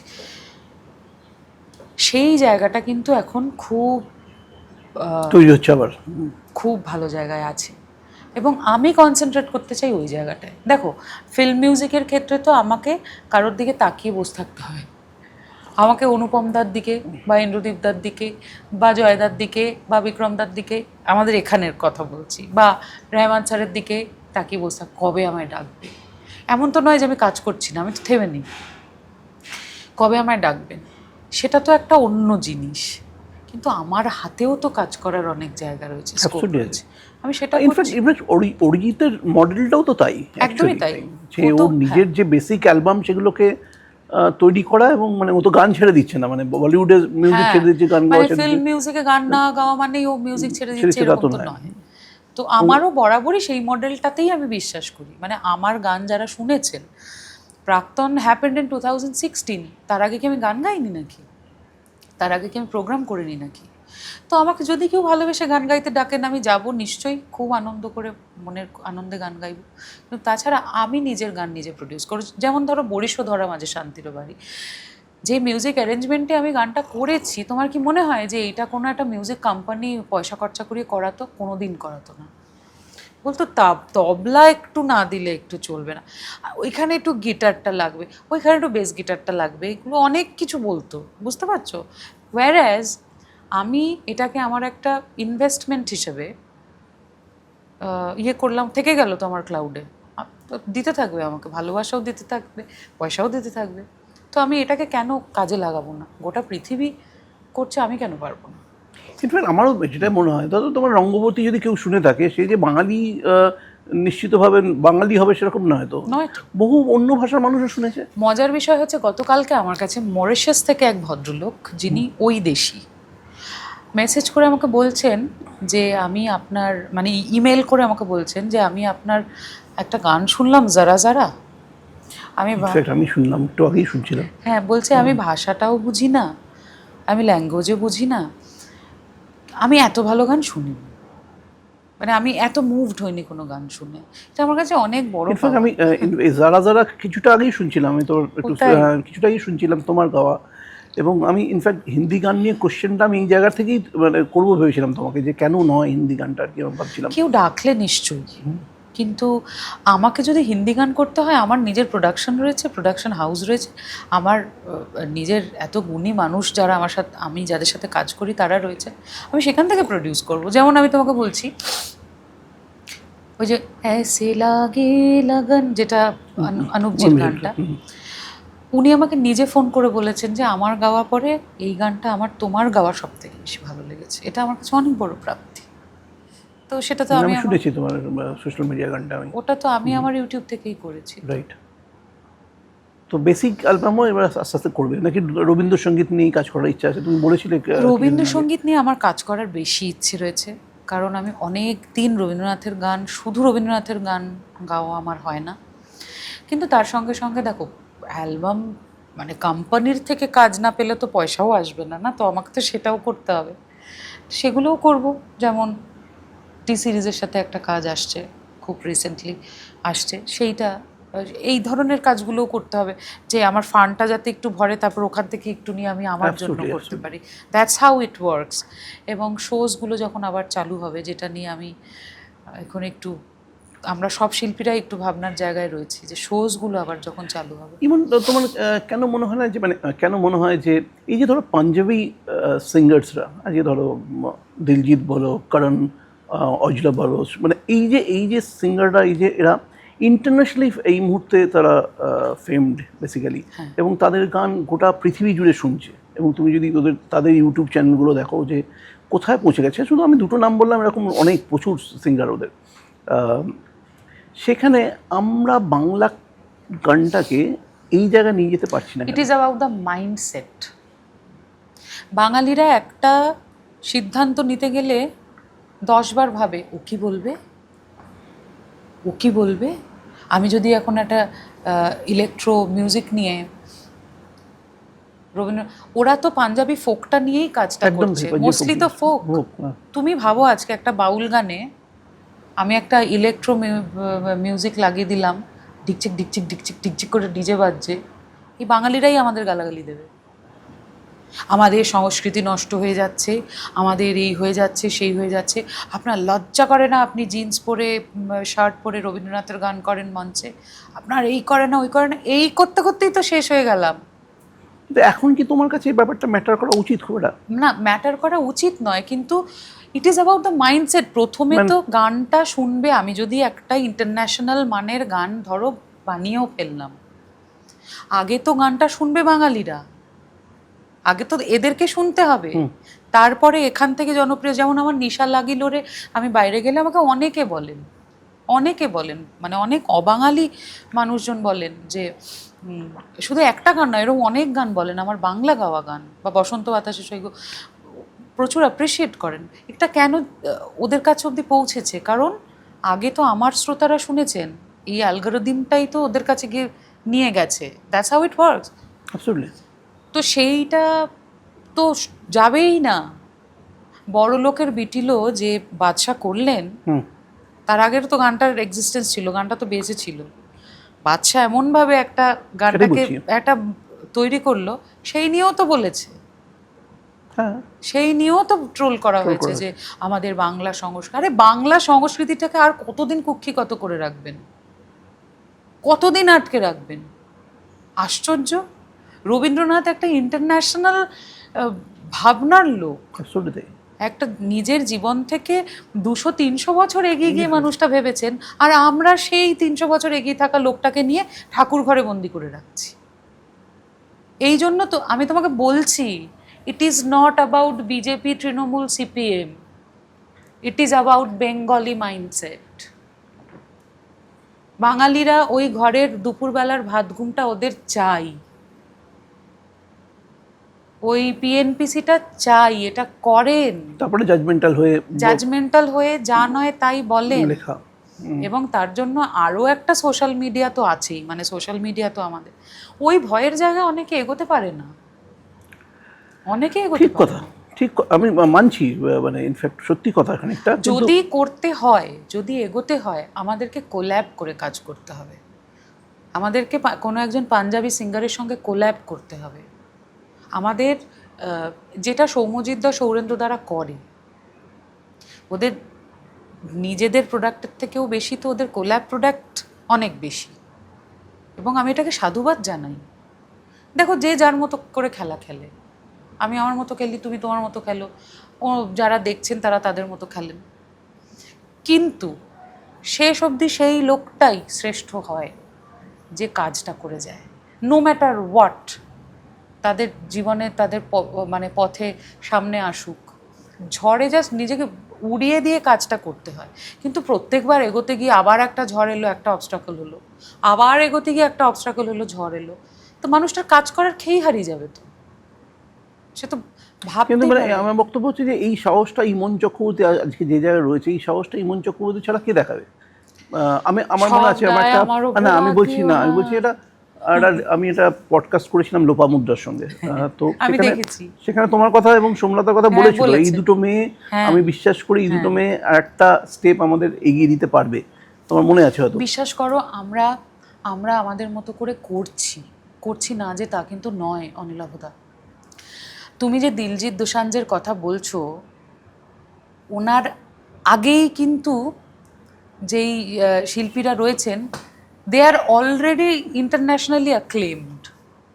বুঝতে পারছো আমি কি বলছি? হ্যাঁ, আমাদের ইন্ডাস্ট্রিতে একজন আছেন বুম্বাদা, কিন্তু তুমি সাউথে যাও, তুমি সে নাম শেষ করতে পারবে না। ওরা কেন করতে পেরেছেন? কারণ ওনারা একে অপরকে এভাবে আঁকড়ে রেখে ইন্ডাস্ট্রিটার জন্য ভেবেছে, নিজের জাতির জন্য ভেবেছে। আজকে বিদেশে যাও, বিদেশে আমি দেখো, গেলেই দেখবে যে অন্যান্য যে ভাইচারাটা আছে একে অন্যান্য ভাষার বা জাতির লোক, আমাদের মধ্যে সেটা নেই। কেউ একটা ভালো করলেই তাকে নিয়ে সমালোচনা, এই জায়গাটা থেকে না বেরোলে জীবনে কিছু হবে না। আর সব দায় ওই ইমন সোমলতা একা, এত বছরের প্র্যাকটিস একটা সম্প্রদায়ের, সেই প্র্যাকটিসটাকে এই দুটো লোক ভাঙতে কোনোদিন পারবে না। চেষ্টা করতে পারে, চেষ্টা করছি। যেমন ধরো আমরা, তুমি গত বছরই করেছিলে যেটা তোমাকে দেখবো বলে, যেটা অপেরা স্টাইলে একটা চেষ্টা করেছিলে। তুমি জানো সেইটাতে কি হয়েছে অনিলাভদা? সেই প্রোগ্রামটা করতে আমাদের 60 লক্ষ টাকা খরচ হয়েছে। খরচ কিছু নেই, আমরা কিছু পাইনি অনুষ্ঠানটা করে। আমাদের স্টেজ করতে 20 লক্ষ টাকা খরচ হয়েছিল, আমরা রিভলভিং স্টেজ করেছিলাম। বুঝতে পারছো? প্রথমত 2 দিন করেছিলাম, সব টিকিট বিক্রি হয়নি। যারা, আমরা ওখানে লিখেই দিয়েছিলাম ইটস আ মিউজিক্যাল, ওখানে লেখাই ছিল। যারা প্রোগ্রাম দেখতে এসছেন অনেকে পেছনের সারিতে বসে, যখন আমার ছেলেমেয়েরা ডায়লগ দেখে, এটা it's a drama, musical drama, যখন ওরা ওদের ডায়লগগুলো বলছে, পেছন থেকে বলছে আপনাদের বকবকানি শুনবো না, গান করুন। এই তো আমাদের অবস্থা। এখানে তুমি সাহস করে কি করবে? তোমার আর ইচ্ছা করবে এইরকম একটা শোনার পরে 60 লক্ষ টাকা খরচা করে আবার একটা এরকম অনুষ্ঠান করতে?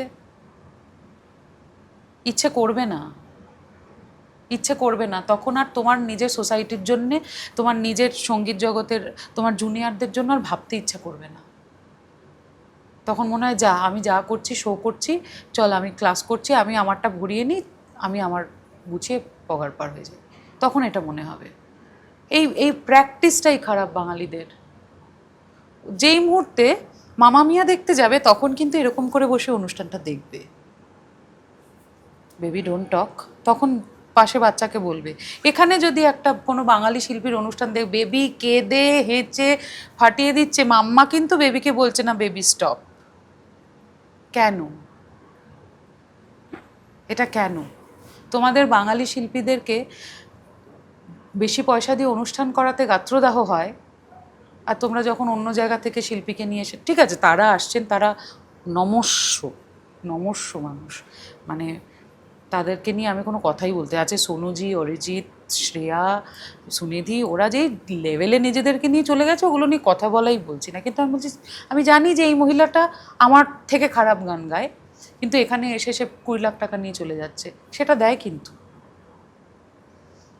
It is about the mindset. বাঙালিদের সবার আগে নিজেদের মাইন্ডসেটটাকে পাল্টাতে হবে, যদি না পাল্টায় তাহলে এইখানেই দাঁড়িয়ে থাকবে। ওই আবার পরে একটা ইমন সোমলতা আসবে, ওরাও ঘষ্টাবে, তারপরেও ওই প্রজন্মের পর প্রজন্ম এই চলতে থাকবে।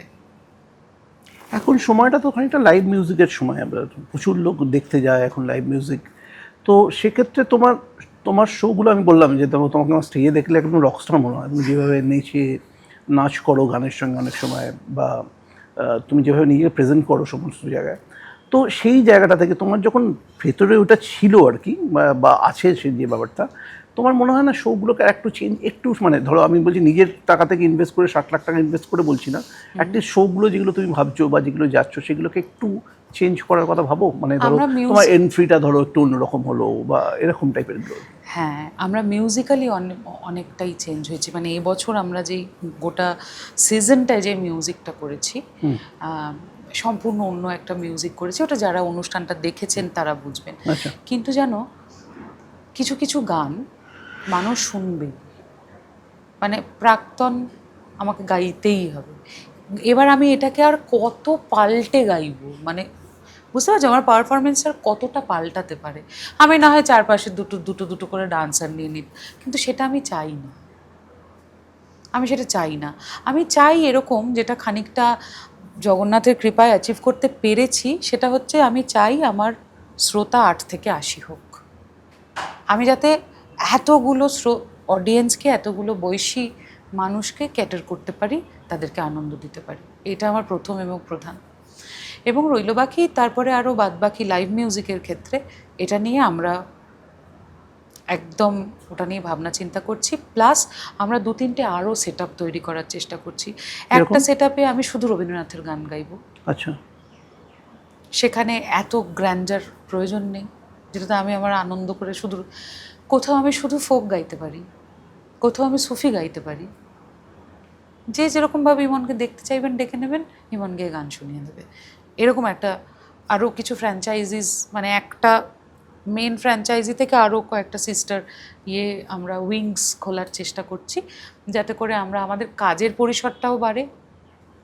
কিছু ডিভোশনাল প্ল্যানিংও রয়েছে আমাদের, বাইরের জন্য আমি এবং আরশাদ ভাই আমরা একটা প্ল্যান করছি, এরকম আরও 4-5টা সিস্টার উইংস আমরা করে নিয়েছি, যাতে করে আমরা সবটা ক্যাটার করতে পারি, প্লাস ইমন লাইফ তো আছে। তো এই যে তোমাদের এই যে পুরো অ্যারেঞ্জমেন্টটা যেগুলো হয়, ধরো নতুন করে যে গানগুলোকে নতুন করে মিউজিক্যালি অ্যারেঞ্জ করা, বা এই কাজটা কে করে? নীলাঞ্জন করে। নীলাঞ্জন করে। আচ্ছা, তো তোমার ফুল একটা মানে রিহার্সাল রেগুলার তোমরা করো বা কিছু? আমি আর নীলাঞ্জন আমরা একটা জায়গা কিনেছি, যেখানে আমরা মানে অন্য রিহার্সাল প্যাডে করলে কি হয়, মানে 2-3 ঘন্টা পরে ছেড়ে দিতে হয়, অন্যান্য জায়গা থেকে আসে। সো আমরা ওরকম একটা জায়গায় কিনেছি, যেখানে আমরা সারাদিন রিহার্সাল করি, সারাদিন গান বাজনা করি, ওখানেই ক্লাস করি। ওখানে আমরা এখন আবার জায়গাটা দিও, কেউ রেন্টে, বন্ধু বান্ধবদের অফকোর্স, কেউ যদি নিয়ে ওখানে কিছু কাজ করতে চায়, ওয়ার্কশপ করাতে চায়, কিছু শ্যুট করতে চায়। কয়েকদিন আগে আমাদের একটা পডকাস্ট শ্যুটও হলো ওখানে, আমাদের বন্ধু বান্ধবরা নিয়ে নেয়, যে আমি বলছি ভাই পয়সা দিবি, আমি দেবো, তো ওরা করে। সো ওইভাবে আমরা ওটাকে করছি। এবং একটা নীলাঞ্জন কি করেছে, একটা ফাইন বক্স করেছে, কেউ যদি 12টার জায়গায় 12টা 5-এ ঢোকে, তাকে 500 টাকা ফাইন দিয়ে ঢুকতে হবে। তো সেই জন্য ব্যান্ড মেম্বাররা 15 মিনিট আগে চলে আসে, যাতে 500 টাকা ফাইন দিতে না হয়। আমি রোজই প্রায় 10 মিনিট দেরিতে ঢুকি, রোজ একটা করে 500 টাকা দিয়ে ওখানে আমাদের রিহার্সাল হয়। বাট হ্যাঁ, এখন আমরা অনেক অনেক কম্পোজড একটা ভাবনা চিন্তার জায়গা টিম হিসেবে কাজ করছো আর কি।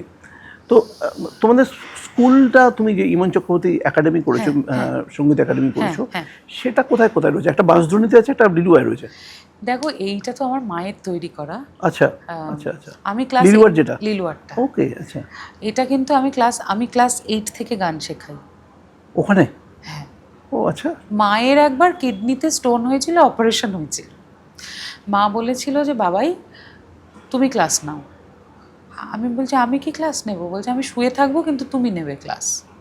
আমি ক্লাস 8-এ পড়ি। So that was the beginning. তখন থেকেই মন সঙ্গীত একাডেমি মা আগে থেকেই নাম দিয়ে রেজিস্টার্ড অর্গানাইজেশন তখন থেকেই। আগে আমাদের বাড়িতে হতো লিলুয়ার বাড়িতে, তারপরে মা চলে যাওয়ার পরে আমরা বাড়িটাকে বড় করে একটা ক্লাসরুম বানিয়ে লিলুয়ায় করি, বারাসাতে করি এবং বাজরণীতে করি। আচ্ছা আর অনলাইন ব্যাচ চলে। আচ্ছা, নীলাঞ্জনও শেখায় কোথাও? না, নীলাঞ্জন এত খারাপ টিচার আমি দেখিনি। মানে কোনো ধৈর্য নেই, মানে ধৈর্যের ধও নেই ওর জীবনে গান বাজনার ক্ষেত্রে, মানে কোনো কোনো ভুল আমি করে সেদিকে না। কিছুদিন আগে একটা দেখছিলাম, বোধহয় একটা ভিডিও দেখছিলাম, ব্ল্যাকবোর্ডে কিছু লেখালেখি করছে আর হ্যাঁ, কি। এইটা আমি একটু বলতে পারি। আমরা একটা কোয়ার গ্রুপ করেছি, এটা আচ্ছা। আমাদের অডিয়েন্সকেও জানাই তোমাদের মাধ্যমে। আমাদের ইমন সঙ্গীত একাডেমির যারা একেবারে বেস্ট স্টুডেন্টস, আমরা অডিশন করেছি সকলের, সেখান থেকে বেস্ট স্টুডেন্টসদেরকে নেওয়া হয়েছে। যেমন ধরো আমরা অপেরা দেখি, আমরা যেমন বিদেশে গেলে অপেরাস দেখি, রাইট, বা হ্যাঁ। সেইটার একটা ট্রেনিং আমরা দিচ্ছি, যেখানে ওরা একাধারে গান শিখছে, নাচ শিখছে, অভিনয় শিখছে, এবং ওরা স্টাইফেন্ড পাচ্ছে, আমরা ওদের স্টাইফেন্ড দিচ্ছি। আচ্ছা, এবং স্টাইফেন্ডটা কীভাবে দিচ্ছে, ধরো আমাদের কিছু বন্ধু বান্ধব, যেমন আমি সেদিন ইন্দ্রদীপ দাকে ফোন করে বললাম, আইডি তুমি মাসে মাসে 500 টাকা করে দেবে? বললো, মানে জিজ্ঞাসাও করলো না কেন, শুধু জিজ্ঞেস করলো মিউজিক নিয়ে তো? বললাম হ্যাঁ। তো এরকম কিছু সজ্জন মানুষজন আছেন যারা আমাদের মাসে মাসে 500 টাকা করে দেয়, 12টা বাচ্চা, ওদেরকে আমরা 500 টাকা করে দিই যাতে যাতায়াতে ওদের অসুবিধা না হয়। এই 12টা বাচ্চাকে নীলাঞ্জন তৈরি করছে। কিভাবে এদেরকে সিলেক্ট করলে?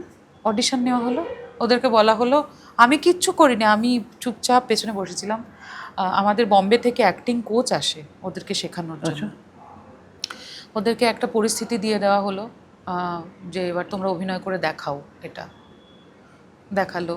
একটা একটা গান গাইতে বলা হলো, নোট সিলেকশন দিয়ে, মানে খুবই কঠিন একটা প্রসেসের মধ্যে দিয়ে যেতে হয়েছে। এবং ওরা কোনো ক্লাস মিস করতে পারবে না, এইভাবে একটা করা হলো। এখন আমরা যেটা করছি, আমরা নতুন ছেলেমেয়েদেরও অডিশন নেওয়ার চেষ্টা করছি, যাতে করে আমরা আরও একটা জুনিয়র ব্যাচ, যেটা টিল 12, 12-র পরে নয়, ওদেরকেও তৈরি করতে পারি। এবং এই কোয়ারটাকে নিয়ে আমাদের মুভ করার ইচ্ছে রয়েছে, অনুষ্ঠান করার ইচ্ছে রয়েছে, এবং কেউ চাইলে আমাদের কোয়ার হায়ারও করতে পারেন আগামী 2-3 বছর পরে। তুমি তো মানে অনেক ট্যালেন্টকে দেখো, ইনফ্যাক্ট তুমি যেহেতু একটা রিয়েলিটি শোর সঙ্গে যুক্ত আছে, তো অনেক ট্যালেন্টকে দেখো। তোমার কি মনে হচ্ছে যে এই যে বাংলা থেকে তো প্রচুর ট্যালেন্ট পুলটা সত্যি খুব বড় অ্যাকচুয়ালি, কারণ তারাই যাচ্ছে আলটিমেটলি গিয়ে মানে ন্যাশনালি যাচ্ছে, সেখানে গিয়ে ভালো করছে। তো এই যে সিঙ্গারদের, এদের চ্যালেঞ্জটা কীরকম, মানে এখন আজকের সময়, বা এই ট্যালেন্টগুলোকে বাঁচিয়ে রাখার জন্য রিয়েলিটি শোর জায়গা থেকে আমি বলছি না, মানে পরবর্তীকালে কি কি করা যেতে পারে, বা তুমি কোনোভাবে তার সঙ্গে মানে কোনো ভাবো কি না এটা নিয়ে? আমি দেখো, এদের যেটা হয় রিয়েলিটি শোয়ের ক্ষেত্রে, যেই ছেলেমেয়েরা রিয়েলিটি শোতে গান বাজনা করে না, ওরা রিয়েলিটি শো থেকে বেরোনোর পরে ওদের একটা মেন এজেন্ডা হয়ে যায় শো করা, কে কত ভলিউমে শো করতে পারবে।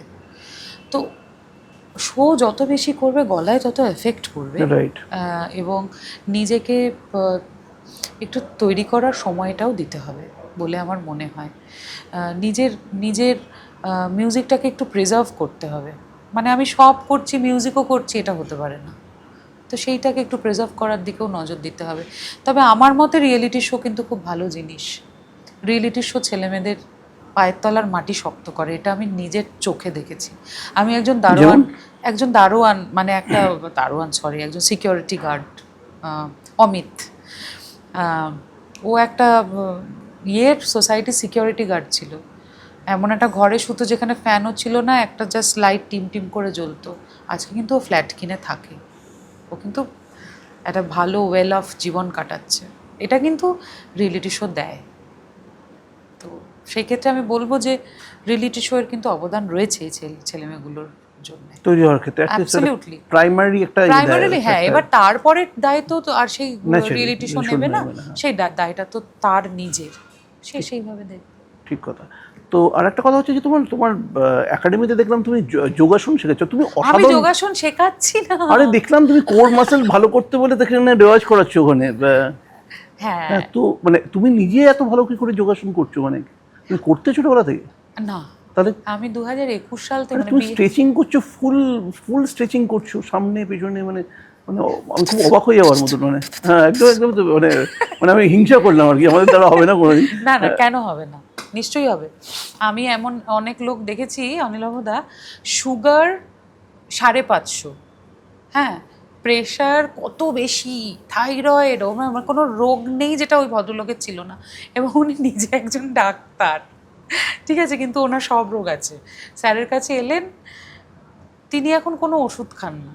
আমার বউকে বহুবার বলেছি আর কি, যদি শোনে না যদিও। না, এটা না কি হয়, শুরুর দিকে এত কঠিন একটা জিনিস না, মানে আমি বলবো এটা জিমের থেকেও বেশি কঠিন। আচ্ছা, হ্যাঁ হ্যাঁ, 100%। মানে জিমে তো তোমার একটা সাহায্য, একটা ইউ হ্যাভ অ্যান ইকুইপমেন্ট, হ্যাঁ, এখানে তো তোমার কিছু নেই, তোমার পুরো বডি তুমি ওয়েটটা কতদিন ধরে করছো যোগাসন? 5 বছর। 5 বছর ধরে করছো? মানে হঠাৎ কেন মনে হয়েছিল এটা? কারণ আমার এন্ডোমেট্রিওসিস ছিল, আচ্ছা, বা খানিকটা এখনো আছে, তো সেইটাতে আমার একটা মান্থের সার্টেন টাইমে অত্যন্ত পেন হতো। পেন হতো। সেইটা কোনো ওষুধ, মানে ওষুধটা ওটার সলিউশন নয়, মানে তুমি ওষুধ খেলে ঠিক থাকবে, ওষুধ ছেড়ে দিলে তোমার আবার ওটা চলে আসবে, তো ওষুধটা কোনো সলিউশন নয়, আর ওষুধে প্রচণ্ড মুড সুইং হয়। তা আমাকে তখন আমার এক বন্ধু বলল যে তুই যোগাটা শুরু কর। তখন থেকে। কে তোমার টিচারকে? আমার স্যার হচ্ছেন বরুণ দেব মণ্ডল।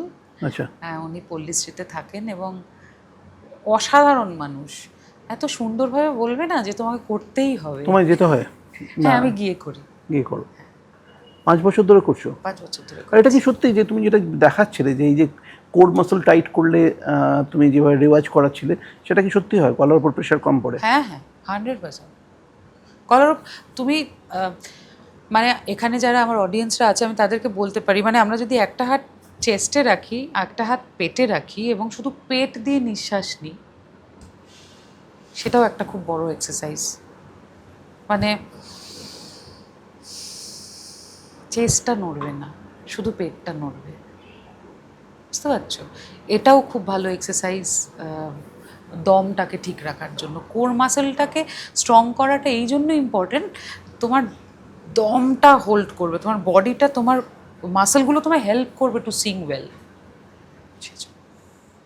আচ্ছা, এই তুমি বলছিলে মুড সুইং এর কথা, একটা সময় একটা বোধহয় একটা মুড সুইং বা মেন্টাল হেলথ একটা ইস্যু ছিল ইমন চক্রবর্তীর, তাই তো?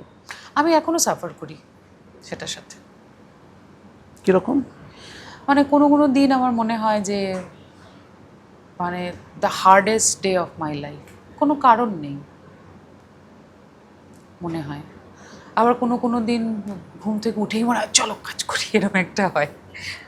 মানে এই ব্যালেন্সটার জন্য। এটা কেন, তুমি নিজে বা কোনো ডক্টরের সঙ্গে কথা বলেছো বিষয়টা নিয়ে? নিশ্চয়ই কথা বলেছি। দেখো, ডেইলি লাইফে আমাদের, বিশেষত আমি বলবো আর্টিস্টদের, যে জাজমেন্টের মধ্যে দিয়ে যেতে হয় ডেইলি লাইফে, এবং সেটা একদিন নয়, দিনের পর দিন ধরে যেতে যেতে যেতে যেতে যেতে যেতে এটা মাসেল মেমোরিতে জড়ো হয়ে যায়, জমে যায়, ক্লগড হয়ে যায়, সেটা বেরোতে চায় না। আমার ইচ্ছেই করে না, কোনো কোনো দিন আমার মনে হয় আমি কিচ্ছু করবো না, আমি সারাদিন শুয়ে থাকবো, কেউ একটা সারাদিন গা হাত পা টিপে দিলে আমার ভালো হয়, এরকম মনে হয়। কিন্তু তারপর আবার মনে হয় যে ওই পুশটা না, মানে আমি একটা নিজেকে প্রমিস করেছি যে আমি হার মানবো না, আমি নিজেকে পুশ করবো, আমার কাউকে দরকার নেই। কিন্তু একটা কোনো সময় ছিল যে সময় হার মানছি এরকম একটা জায়গায় মেনে পৌঁছে গেছিলে? নিয়েছিলাম প্রায়। ওই জন্য যারা, ধরো আজকে এমন একটা সময়, ধরো মানে অনিক দত্তর মতন মানুষ, আমি ওটা তিনি বলতেই তিনি চাইছিলাম না তিনি একটা মানসিক অবসাদে চলে যাচ্ছেন, আমাদের কত বড় ক্ষতি আর কি, মানে ধরো দেখো, তোমাদের আমাদের ক্ষতি তো ঠিকই, কিন্তু উনি যে যন্ত্রণাটা যন্ত্রণাটা পেয়েছেন পেয়েছেন, উনি একমাত্র জানেন। জানেন। এবং ওই জায়গাটা থেকে বেরোনোর জন্যে উনি এত বড় একটা সিদ্ধান্ত নিয়ে নিয়েছেন যে ওনার মনে হয়েছিল যে আমি যদি চলে যাই, আমি যদি আর ঘুম থেকে না উঠি, তাহলে আমি এই যন্ত্রণাটা পাবো এই না। যন্ত্রণাটা আর পাবো না। ওই জায়গাটা যে যায় সে জানে। তাই জন্য অনেকে আমরা বলে থাকি না, একবারও তুমি তোমার মেয়ের কথা ভাবলে না, একবারও তুমি তোমার বউয়ের কথা ভাবলে না। উনি তো নিজের কথাও ভাবেননি, উনি তো জাস্ট ওই যন্ত্রণাটা থেকে ওই জায়গাটাতেও আমার মনে হয় তাদেরকে জাজ করাটা খুব অন্যায়। কেন করলো, এসবের কি দরকার ছিল, এটাও খুব অন্যায়। একটা মানুষ চলে গেছে, কেন গেছে, কি হয়েছে না হয়েছে সেটা তো অন্য বিষয়। সে কাজ পেতো কি নন্দনে তার সিনেমা চলেছে কি চলেনি অন্য বিষয়, কিন্তু সেইগুলোর জন্য যে যন্ত্রণাটা ওনার ভেতরে বাসা বেঁধেছিল এবং যাদের জন্য বেঁধেছিল, সেই পাপটা তাদের কাছে গেছে। এই যে যাদের জন্য আমি সকালবেলা ঘুম থেকে ওঠার সময় আজও অবধি রেগুলার খেলে, রেগুলার এক্সারসাইজ করে, রেগুলার রেয়াজ করে, রেগুলার মাইন্ডফুলনেস প্র্যাকটিস করে, সব কিছুর পরেও যখন আমি ঘুম থেকে উঠে আমার মনে হয় ওই 10 মিনিটের জন্য আজকে বোধহয় আর পারবো না, আজকে মনে হয় আর হবে না, তুমি কি ভাবছো ওরা খুব বাড়িতে ভালো বসে থাকবে? জীবনে থাকবে না। কিন্তু আমার সঙ্গে আমি জানি এই জায়গা থেকে বেরোনোর জন্য আমাকে যেটা খুব হেল্প করেছে অনুলাবদা, দ্যাট ইজ সারেন্ডার। একদম সারেন্ডার করে দিয়েছি আমি মহাপ্রভুর কাছে। তোমার সঙ্গে মাঝে মাঝেই দেখা হয় আমার। হ্যাঁ, আমার সঙ্গে দেখা হয়েছিল, মানে অদ্ভুত জায়গায় দেখা হয়েছিল, খাজা কিনতে গিয়ে। খাজা কিনতে গিয়ে আমি ঠিক ওনার কথা। কাছে সবটা এবং ওই খাজার দোকানটা কেউ চেনে না কিন্তু ইয়েতে। বলবো নামটা? হ্যাঁ, নামটা বলে দাও। Taste and twist. Taste and twist, খুঁজে নেবে নামটা না, ওটা কিন্তু বেস্ট খাজা, ওটা বেশি বেশি লোক জানে না। দক্ষিণ গেট না পশ্চিম গেট? ওটা ভুলে গেছি আমি। দক্ষিণ গেট দিয়ে সোজা যাবেন taste and taste and twist অসাধারণ খাজা তৈরি করে। হ্যাঁ, এইসব জায়গা থেকে বেরোনোর জন্য একটু বেড়াতে যেতে হবে, খাজা ফাজা খেতে হবে। অ্যাবসলিউটলি তাই। কিন্তু এটা সত্যি যে খুব কঠিন না, মানে এই প্র্যাকটিসটা, মানে এই সারেন্ডারটা করাটাও যদি ও বলি। বাবা, আমার তো যেটা মনে হয় ও করিয়ে নেয়, জানো তো, ওই যে আছে না ওপরে বসে দেখছে এবং ও করিয়ে নেয়, তোমাকে ওই সিচুয়েশনটা তৈরি করে দেয়। এবার তো আয়, অনেক হলো, অনেক বাইরে বাইরে ঘুরলি, অনেক জায়গায় শান্তি খুঁজে নিলি, মার্সিডিজ, বিএমডাব্লিউ, হ্যাঁ 40 তলার ওপরে ফ্ল্যাট, আইফোন কী সব আছে না, 17 প্রো ম্যাক্স, ওসবে শান্তি নেই, আমার কাছে আয়। এবং ওই করে করে না উনি পরিস্থিতিটা তৈরি করে নিয়েছে, আমার ক্ষেত্রে তো হয়েছে, 100% হয়েছে, তৈরি করিয়ে নিয়ে আমাকে ডেকে নিয়েছে। এবং আমি ওই যে শান্তিটা পাই বাবার কাছে গেলে, ওটা আমার কাছে, ওটাই আমার এখন বেঁচে থাকার একটা অন্যতম আশ্রয় বলতে পারো। কতবার যাও পুরী মোটামুটি বছরে? আমি বলবো না, বললে তারপর যদি যাওয়া না হয়। না ঠিক আছে, ঠিক আছে, থাকুক সেটা। কিন্তু আমি বলছি যে মানে এই সমর্পণটাও তো খুব একটা সহজ কাজ নয়। সব কিছু একটা, ধরো একটা মনের মধ্যে একটা ঝড় যাচ্ছে, মনের মধ্যে কিছু বাসনা আছে, কিছু ইচ্ছে আছে, সেটাকে তুমি একটা দিকে সরিয়ে রেখে যে আমি সমর্পণ করে দিলাম, যত সহজে তুমি যেটা বলছো, সেটা সহজ নয়। তো এই প্র্যাকটিসটা কীরকম, মানে এটা কীভাবে হয়েছে? ওনাকে বন্ধু তুমি ভাবলে, আমাকে বলেছিলে যে অভিষেক বোধহয় তোমাকে একবার বলেছিল বোধহয়, মানে আমাদের তোমাদের বন্ধু অভিষেক রায়, মানে ডিজাইনার আর কি, সেটা। হ্যাঁ, আমার লাস্ট ইয়ার থেকে একটা খুব খারাপ একটা ফেজ যাওয়া শুরু হয়েছিল, তখন অভিষেক আমাকে বলেছিল যে তুমি একটু ওনার নাম করো, কিন্তু সেটাও নয়, আমি ওনাকে না যেদিন থেকে ঠাকুর না ভেবে বন্ধু ভাবা শুরু করে দিয়েছি, বাড়ির লোক ভাবা শুরু করে দিয়েছি, বাড়ির সদস্য ভাবা শুরু করে দিয়েছি, আমি সেদিন থেকে শান্তি পেয়ে গেছি। মানে উনি ধরা ছোঁয়ার বাইরে, আমি মানে ওই ছোঁয়াছুঁই হ্যানা ত্যানা হাবিজাবি ওসবের মধ্যে আমি নেই। বুঝতে পারছো আমি কি বলতে চাইছি? মানে উনি আমার ভগবান নন, উনি আমার বন্ধু। যেদিন থেকে আমি ওনাকে আমার বেস্ট ফ্রেন্ড বানিয়ে নিয়েছি, যেদিন থেকে আমি ওনার সঙ্গে ঝগড়া করা শুরু করেছি, তুমি এটা কেন করলে, এটা ঠিক হলো, এইটা যেদিন শুরু হলো, আবার যেদিন খুব আনন্দ হয়েছে কোনো একটা অ্যাওয়ার্ড পাওয়ার পরে, আমি মায়ের কাছে সবার আগে অ্যাওয়ার্ডটা নিয়ে গিয়ে সেকেন্ড যখন বাবার কাছে, যোগু বাবার কাছে নিয়ে গেছি, সেদিন থেকে আমার শান্তি হয়ে গেছে, আমার আর কিছু ভাবনা চিন্তা করতে লাগে না। আমি জানি somebody is there guiding me, এটা আমি জানি, তাই আমার কাছে এটা অত কঠিন লাগে না। এই যে মানে মন খারাপটা আর ফিরে আসে না বলছো? ফিরে আসে, হয়তো বললাম বারবার করে ফিরে আসে, ওটা একটা নেশার মতো। ইস আজকে যেন কি একটা হলো না, আজকে মন খারাপ হলো না, তো এরকম হয় আবার মাঝে মাঝে। ইস আজকে মনটা খারাপ হলো না, এটাও হয় আবার মাঝে মাঝে, যাই একটু মন খারাপ করে আসি, এগুলো মানে বুঝতে পারছো, যখনই ওইটা আমাকে টানতে থাকে অন্ধকারটা, আমি গিয়ে একটু আমার জগন্নাথের কাছে গিয়ে একটু বসি, একটু কথা বলি, একটু গান শুনি, আর মাঝে মাঝে একটু একা থাকি। আমার ভাল লাগে না সবসময় লোকজন, আর এত লোকজন, যত বয়স বাড়ে মানুষ লোকজন এত চিনতে শুরু করে না, আমার আর ভাল লাগে না, মনে হয় একটু একা থাকি, কাছের 2-3 জন আছে তাদের নিয়ে থাকি।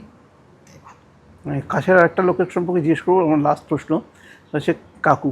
ও বাপি কাকু ইজ কাকু ইজ ডার্লিং। হ্যাঁ, কাকু ইজ এ ডার্লিং। মানে মানে কাকুর সম্পর্কে বলো না, মানে ওনার সঙ্গে মানে অ্যাকচুয়ালি কোথায় আলাপ, কিভাবে আলাপ? বাপি আঙ্কেল আমার মায়ের কলেজের বন্ধু। আচ্ছা।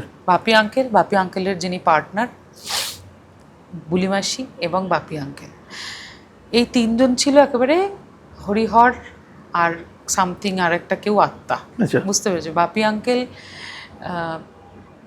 আমি এরকম প্রাণবন্ত লোক, এরকম এত প্রাণ রয়েছে না বাপি আঙ্কেলের ভেতরে, এত শিশু একটা, প্রায় 70-এর কাছাকাছি বয়স, তোমার আমার চেয়ে বেশি খাটে, তোমার আমার থেকে বেশি খাটবে, এবং আমাদের সঙ্গে আমাদের মতো করে মেশা, কমপ্লিকেশন কি বোঝে না, জানে না, ওটা একটা ব্লেসিংস। আমি মানে বাপি আঙ্কেলকে একবার বলেছিলাম, আমি তোমার একটা পাস্ট লাইফ রিগ্রেশন করিয়ে দেখবো, তুমি আগের জন্মে কী ছিলে, মানে কোনো টেনশন নেই লাইফে। এটা কীভাবে হয় আমি বুঝতে পারি না। আমি বলছি, বাপি আঙ্কেল কী হবে বলো তো? বাবু তুই চিন্তা করিস না, সব ঠিক হয়ে যায়, এদিকে আয়, বসে একটু গল্প করি, মানে ওই আমার শান্তি আর কি। দারুণ লোক, দারুণ লোক, সব কথা বলা যায় বাপি আঙ্কেলের সাথে, একটা নন জাজমেন্টাল লোক, সব কথা বলা যায়, এভরিথিং। উনি কি তোমার ব্যাক অফিসটাও দেখেন এমন কিছু?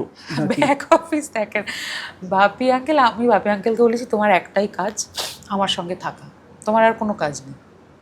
আচ্ছা। হ্যাঁ, এইটা তোমার কাজ। বলছি কি, তাহলে কি আমি তোর আত্মসহায়ক, একটা file they,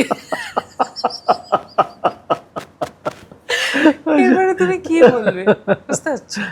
he is a darling. আমার ধরো কোনো পুরুষ মানুষকে দেখে আমার একটু ভাল লেগেছে, আচ্ছা বাপি আঙ্কেল দেখো, বাবু নীলাঞ্জন আছে না, নীলাঞ্জন চলে যাক তারপর দেখ, মানে হি ইজ লাইক দ্যাট। আচ্ছা। দারুণ। এভারগ্রিন শব্দটা যদি কারোর জন্য হয়, সেটা ওনার জন্য প্রযোজ্য। রাইট। দারুণ। ঠিক আছে Ivan, thank you so much. Bapi uncle এবং আরো ভালো ভালো জিনিস তোমার জীবনটা এরকম হাসি খুশিতে ভরে রাখুন। জগন্নাথ দেব আছেন। জয় জগন্নাথ। জয় জগন্নাথ।